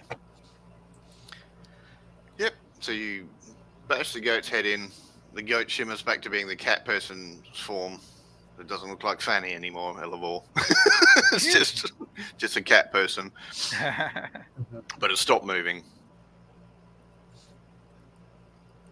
Doesn't have any last words. And I would have succeeded if it wasn't for these meddling kids. Yeah, meddling goat. The meddling menagerie. Yep. Right. All right. So, yep, it stopped moving. There's 2 prisoners tied up on chairs. There's still all the books on the walls. Yeah, let's make them not tied up. Is there any Well, that could mean several things, Fraxinius. Coin boxes? Oh, well, that's fair. Yeah, we can say there's a treasure chest, sure. Right. We can Greyhawk the body. All right. Did I actually put some treasure on this bloody thing? That would be clever, wouldn't it? Ah, yes, I did. So there's a short sword. Oh, a short sword. I mean, not that I know about the specialness of that. I know something about weapons. So there's 150 coin, or gold. There's a short sword. There's a diary.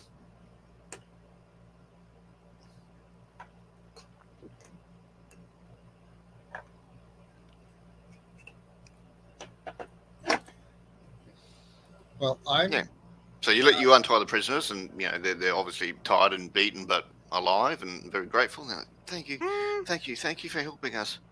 I'm gonna shapeshift, like shifting between a couple different animal forms to take advantage of different senses. I want to examine everything to make sure there's nothing I haven't missed here, because we're dealing with an illusionist who's apparently been in disguise, like multiple different disguises, and I'm. You worried you just killed one of the prisoners and the bad guy's still alive? Exactly. right. or something else, or these are the 2 Dragonborn you met at the fountain a couple of weeks ago. They're fine. Well, they're not fine, but they're not the bad guy. You killed the bad guy. Did they learn anything? Was there like a plan? Is there a bigger thing afoot, or is he just a bad guy who kidnaps Yeah, the latter. people at fountains? Okay. Yeah, yep. If you look in some of the books, it's just notes on people in town, like blah blah blah said this to X, and then like a footnote, possible envy, blah blah blah did this, possible lust. It's like a diary of notes of how to screw over, manipulate people, More and there's secrets. just dozens of this. Maybe he's a Stuff. novelist. Maybe he was a novelist and was working on the great the great Fallcrest. These were notes to the great Fallcrest novel that he was. Now we've destroyed the opportunity of that ever being. Well, If the novel was called The Prince by Machiavelli, then yes, it's that. I am fast. Yeah, you can see like little sparks in my eyes right now because I am fascinated by this dear diary that we've come across. In insidious, obsessive detail. There's dozens of books of just everybody in town, lots of little notes, and The more details, the better. I will just. I guess. Yeah. I even forget about the captives at this point because I'm just like, ooh, let me take a look at those. Don't you have a bag of books?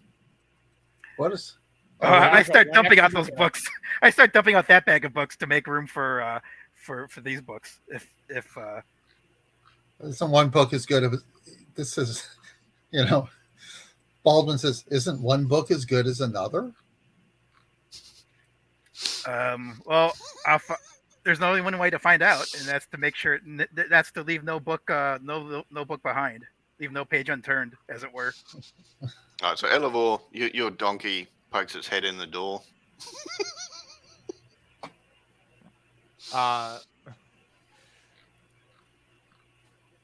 Wolf? Why are you here? Hey. Says I missed you in donkey. Oh, I missed you too, buddy. He gives him an apple. Chomp, chomp, chomp. All right, is anyone looking at the short sword or the diary? That was I am interested. I'm going to inspect the sword. It's made by gnomes. You can tell this is gnomish work. Oh, we should have brought our other buddy. So it's a gnomish longsword. Yes, but it's a short sword to everybody else. Right. Is it like really gnomish? Like does it have like a microprocessor in it or No. what is it? A It's smart sword. It's wind up and it revolves. It reads aloud to text. It cores apples too. Is the 150 coin also gnomish? Is this like Bitcoin? Oh, no, I'm not having that shit in my games. No, it's regular coins. Oh yeah, there's a crypto mining apparatus in the corner. Okay. They're sacrificing prisoners to fuel it. Oh no, that sounds about right. There's the diary that was in the chest. Is anyone looking at that? I'm going to presume you can all read. So the diary is separate from the notes on. Yes, because it was in the chest. All the other stuff was in the. So Fraxinus is inspecting the notes, then I'll inspect the diary. Oh, good. All right, so it's written in your own handwriting, and it's detailing horrifying acts of cruelty and debauchery that you don't remember doing, but the first entry is tomorrow's date. What? Oh my goodness. Do you tell anyone about this, Elevor? I think Elevor absolutely would. So they go, "Hey, Fraxinus, take a look at this. This seems interesting. I don't remember. It's weird. I don't remember writing this because that's he's not a calculating guy. He's sort of a roll with life kind of guy. You're an open book, as it were. Yeah. All right. Wait, is this your handwriting? When you look at it, Fraxinius, it's your handwriting. No, I wrote this?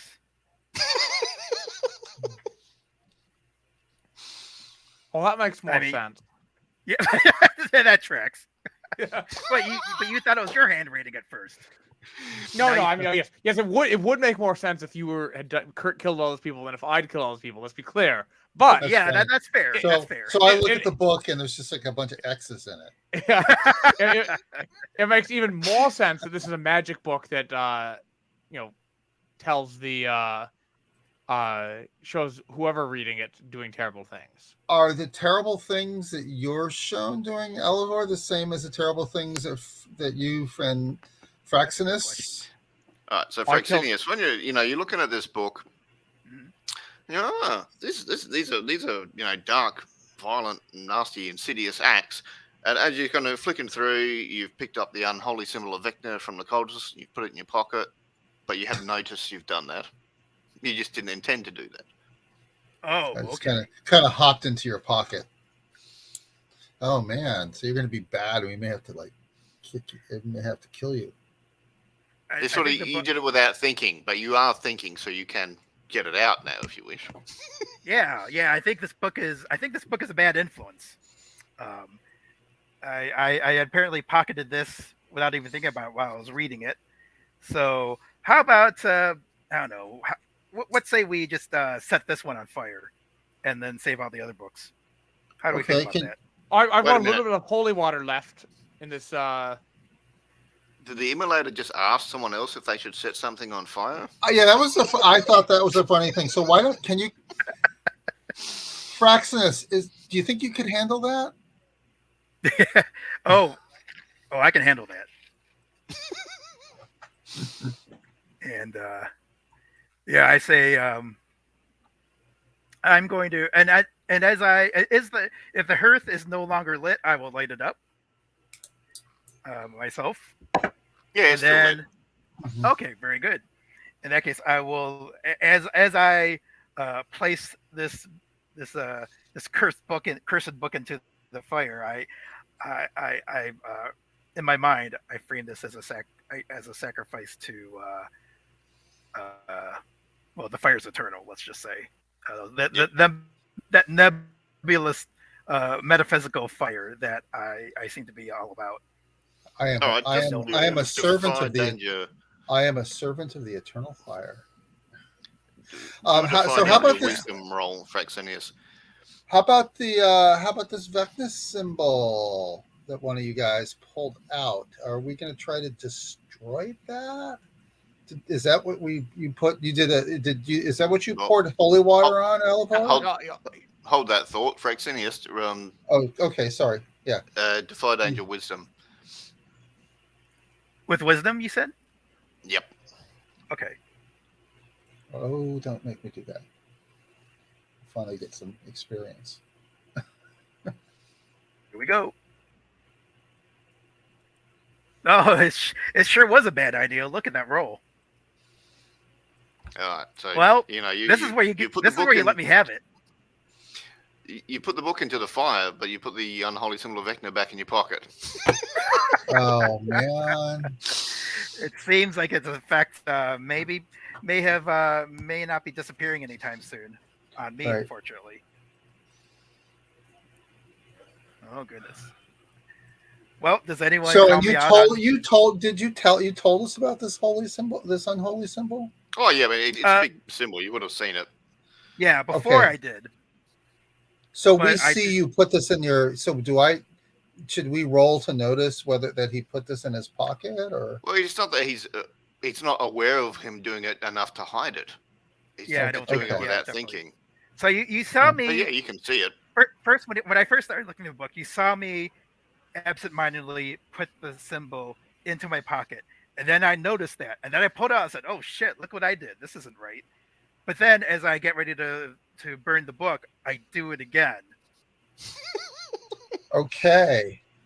Why don't you just put that on the table? Yeah. Frexness. Put what on the table? What were you thinking?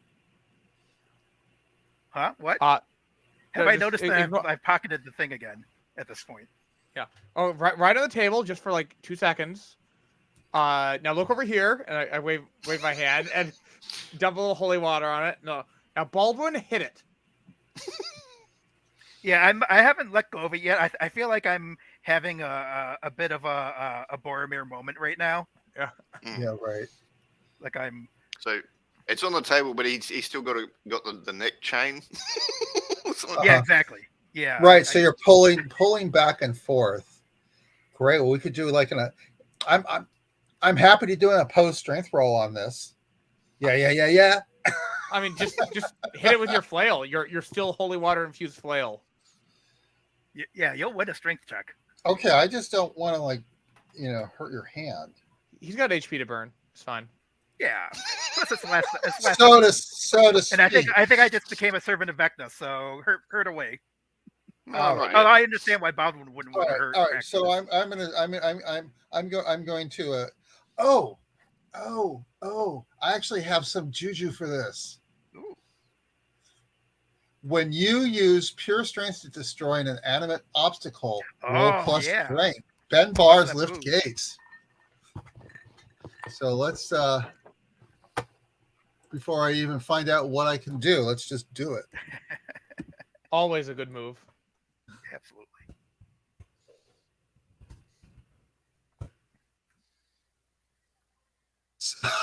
Seven. Seven's fine. Jesus. 7's fine. Mission Let's accomplished. see. On a 7 and 9, choose 2. It doesn't take a very long time. Nothing of value is damaged. It doesn't make an inordinate amount of noise. You can Well, that's fix the the right thing case. again. Doesn't matter if it's noisy. So. Yeah, it doesn't take a very long time, and then just damage. Right.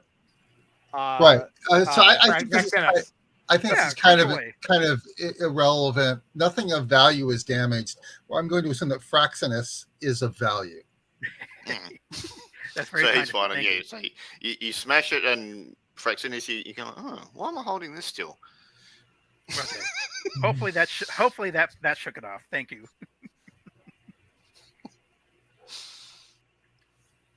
Okay.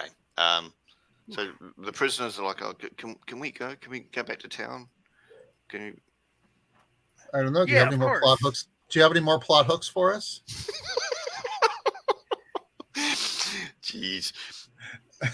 They're like, we're not Yeah. too Hey, sure why where we are. why were you captured in the first place? Do you even know? He said something about he's gonna sacrifice us to make one of them big stinky things out the front. Oh, that's how. Wait. He was like killing sentient creatures to turn them into those abomination guys that I've been smashing. That's terrible. Did we recognize any of them? No, they're too Okay. malformed like that, which is probably a blessing. Because like, what are you gonna say? I mean, there's 5,000. Apparently, there's 5,000 of us in Falcrest. We could just very well have not realized who we're smashing up. Yeah. But yes, that is quite morbid, Baldwin. Absolutely. Ugh. Vecna. Fucking Vecna. Yeah. Well, yeah, Oh, I we can wrap think it at up this to let point. Baldwin go back to seeing what happens to Vecna in Stranger Things. Yeah, I know. No, David, I was thinking about that. That's right. Anyway, all right. So yeah, you're in the cabin. Are you gonna escort the former prisoners back to Falcrest, or? Yeah, Right. and I've taken all the. Yeah, why don't you guys just go back? There are no more threats in this world, so just go back. You'll be fine. No, you don't have to worry. They're about looking it. at you like, I mean, they're still. Okay, Okay. we'll walk you back. No problem. Yeah, let's all travel together. And I assume I was successfully able to book all of the burn books that Garrick left had written on the people of Falcrest. yeah. Oh, that's delightful because I am very excited about finding out all the secrets that he's uncovered. I'm ready to. I'll be racking up alignment points for months on end. Yeah. Your alignment, chaotic. Yeah, the emulator in particular basically gets off on spreading or causing dissension or spreading dangerous ideas. So. But Vecna's watching you like, the force is strong in this one. Oh yeah. I'm sure I'm gonna go bad eventually. It's a good thing the campaign's ending now because I don't see a good feature ahead for Francis. So you're kind of an Arisian, Eris, the goddess of discord. Sure, yeah, I'd say that's a very good draw, a very good comparison. Okay. All right. So you headed back to town. I mean, I can throw another combat at you if you want, or we can just say you get back to town safely. It's fine. All right. So can we take down Vecna? No, oddly enough, you can't. What? Only if if you let us do an epilogue, we can make it a really extended. We got half an hour left. We can handle this. Yeah, a half dozen intrepid teenagers in a stolen RV. Yeah, exactly. Yeah, let's take it easy on the spoilers. I haven't gotten there yet. Okay. Which is my fault because I just started watching season 3, so in a way it's really kind of my Oh. fault if I get spoiled. I haven't seen any of it. Oh well. Okay, so where is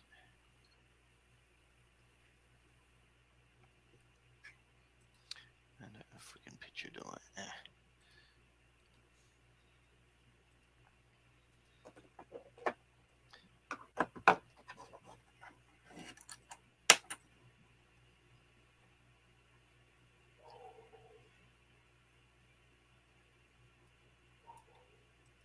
Huh.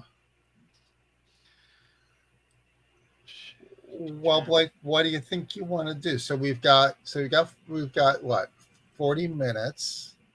This is the last time we're getting together. Shall we go? Is there a way for us to go out with a bang, you think? Yeah. Or May I suggest maybe an epilogue?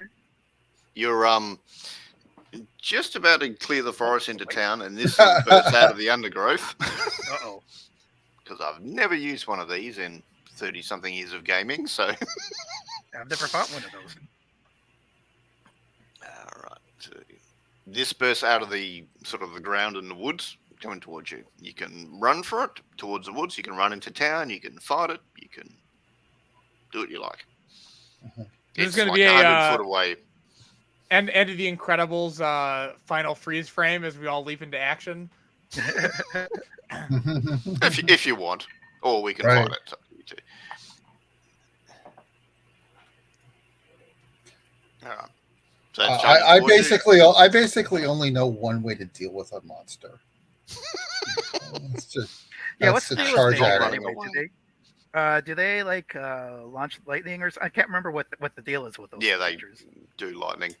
They chuck Ah. lightning at you. But that's all right. Elevor can turn into lightning. It's an animal. I told Alright, you. so you- I told you. Aha, it all comes around.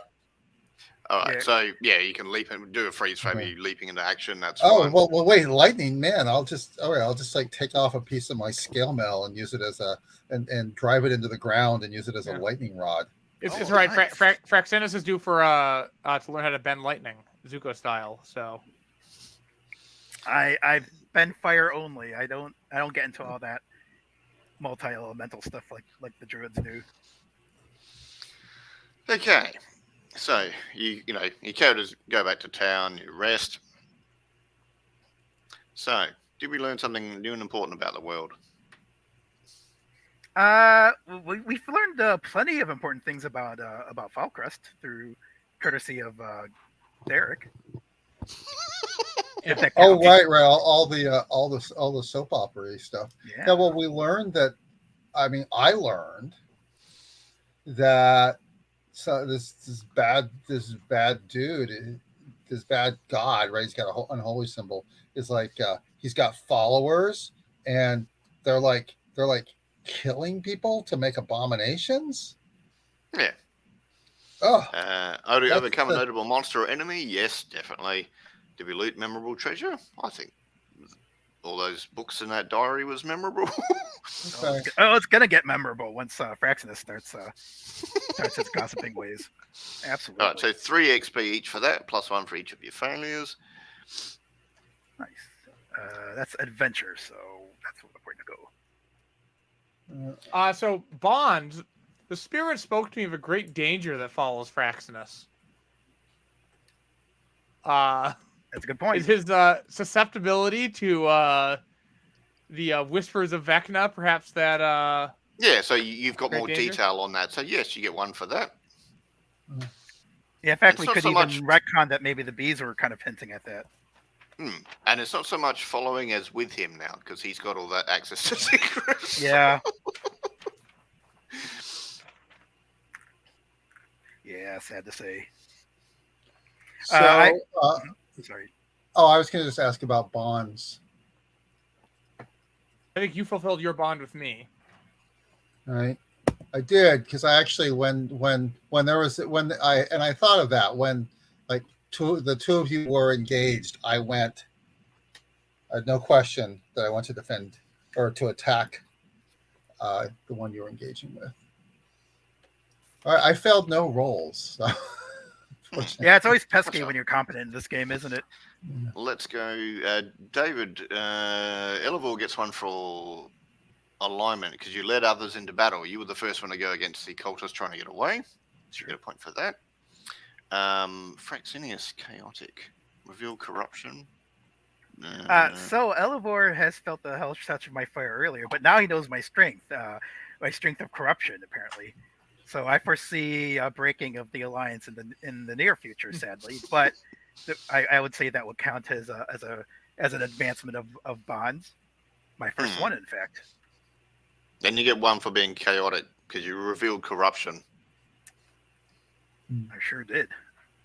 And Baldwin was good, so ignore danger to aid others. Yes. So yeah, you get a point for alignment as well, Baldwin. Yeah. Nothing else for Fraxinus, who's 1 XP away. Well, I haven't addressed my bond with Baldwin. Now, if I recall correctly, the bond was had to do with me forging their weapon. I did offer to enhance it further, and I never did, but so I don't know if that would be sufficient. Wait, yes, you did. Are you talking about the holy water containment thing? Yeah. Oh, does that count, Blake? Because that's what I was going I to think so. Hooray, I made the crossing line. Oh, good for you. I'm still first level.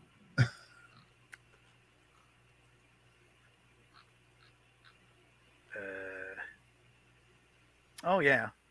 Well. Yeah. All right. So I don't know, like short term and long term. What do you see with the Elevor? Do you think?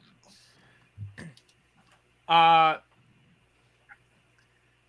I mean, Elevor has a pretty good sense into animals, and apparently, unless this was just an illusory trick, one of his animals has been something else this entire time. So unless that wasn't intended to be like an illusory trick. Yeah, you go back to the farm, and Fanny is fine. Okay. It was just doing Fanny's farm to mess with you because that's what Okay. arsehole does. I mean, he absolutely would have killed Fanny anyway, but he would have felt bad about it. Yeah. No, Fanny's fine. Fanny's. Yeah. I think Elevor's is due for some vision quest time. I think he's not convinced that the danger to the town is threatened, and I think he was gonna take a couple of the animals and go off into the woods for a while to do a lot of meditation. Maybe coming back to find that Fraxinus has put some schemes in motion in the town. Sounds about right. Well, the caterpillars could have been a metaphor for secrets. Who knows? Oh, I am the caterpillar. The hungry caterpillar. That was one of our favorite books when I was parenting. Yeah, we each of us, if we split the coin, each of us gets 50 coin. Yeah. To loot here. Sure. Baldwin, what do you think we see? What's the epilogue for Baldwin? Well, this is Baldwin's first time so far away from home, so he's just taking it in. I think Baldwin enjoyed this adventure, and he has a taste for more. Either with these guys or with some other crew, and he's looking forward to someday being able to take his awesome weapon and turn it into an heirloom that guides him, or being an interrogator. So maybe there's like a montage of him leaving town, coming back, and leaving town and going back, and just going on more and more treks around and fighting monsters. And yeah. All right, Vaccinius, what's your epilogue? Do you think? You don't have to go bad guy. He's not necessarily evil. He just likes I think he would see him.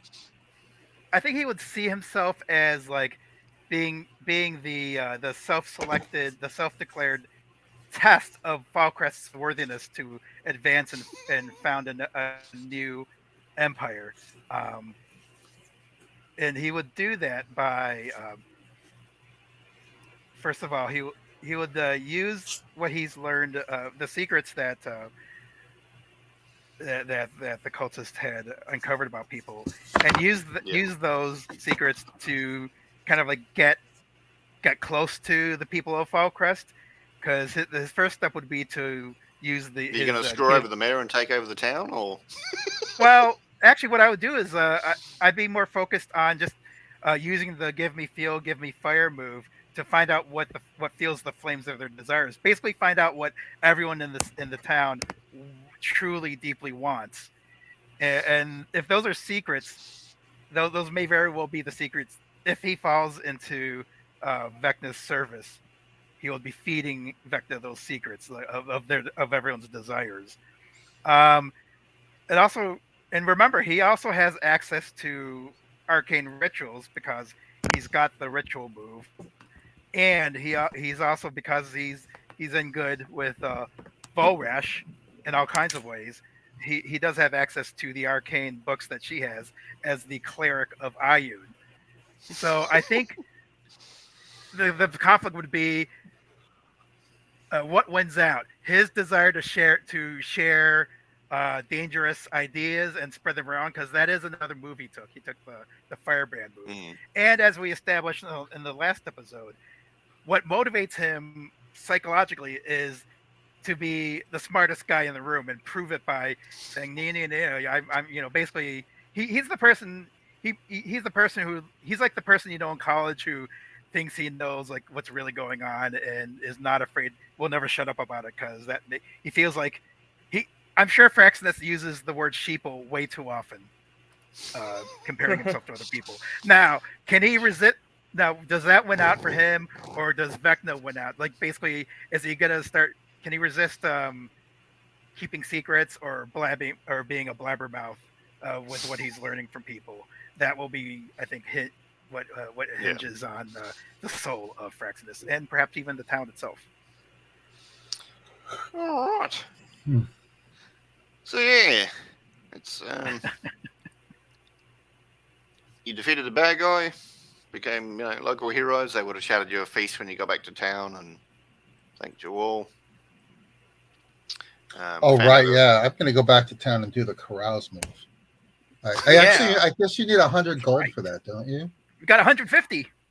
I think you just do it and then you can up it by putting more gold in or whatever. But... Right, and then as a result of carouse, like you get to know someone or something, as I recall. Yeah, if we blow our gold, we can get a +1 on the roll, and I'm out for that. I say let's go out with a bang.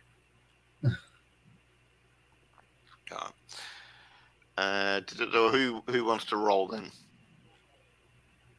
So are you rolling charisma? I think it's just a flat roll, isn't it? Yeah, it's just a flat roll. Yeah, +1 for the gold we spend. I don't know, Jim. Do you feel like since you haven't had an opportunity to carouse yet with us? Sure. So is this a D10 or a 2D6? 2D6 +1, I believe.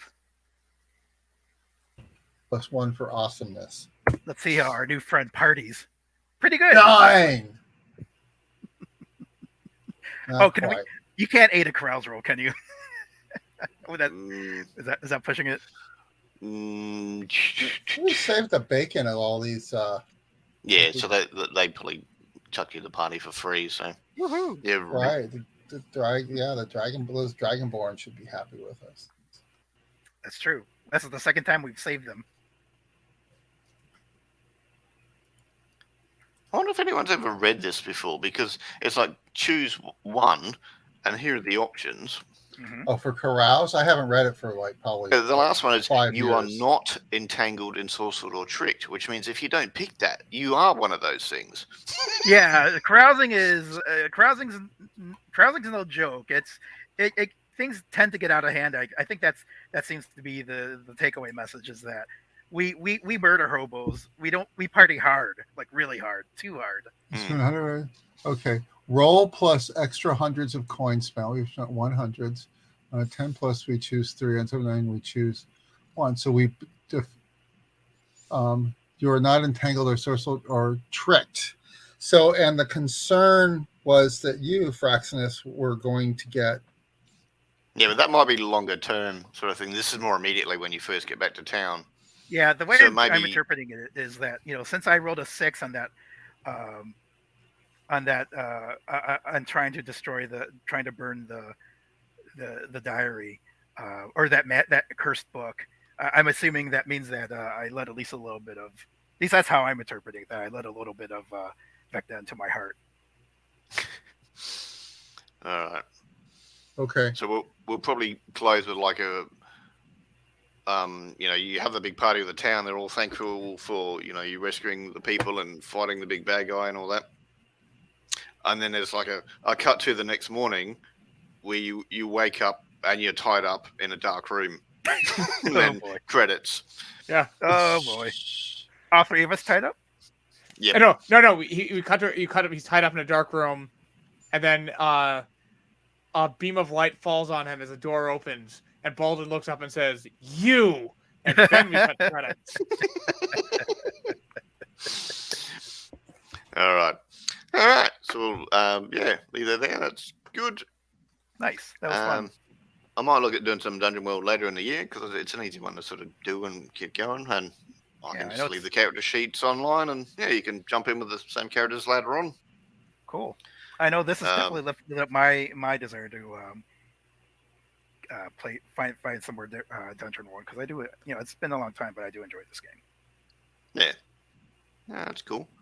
But I might do some in sort of September, October or something, and you can jump back into the same characters or new ones if you want or whatever, and keep things rolling. Plenty of danger out there in the Nentir Vale. All right, I'll just end the broadcast.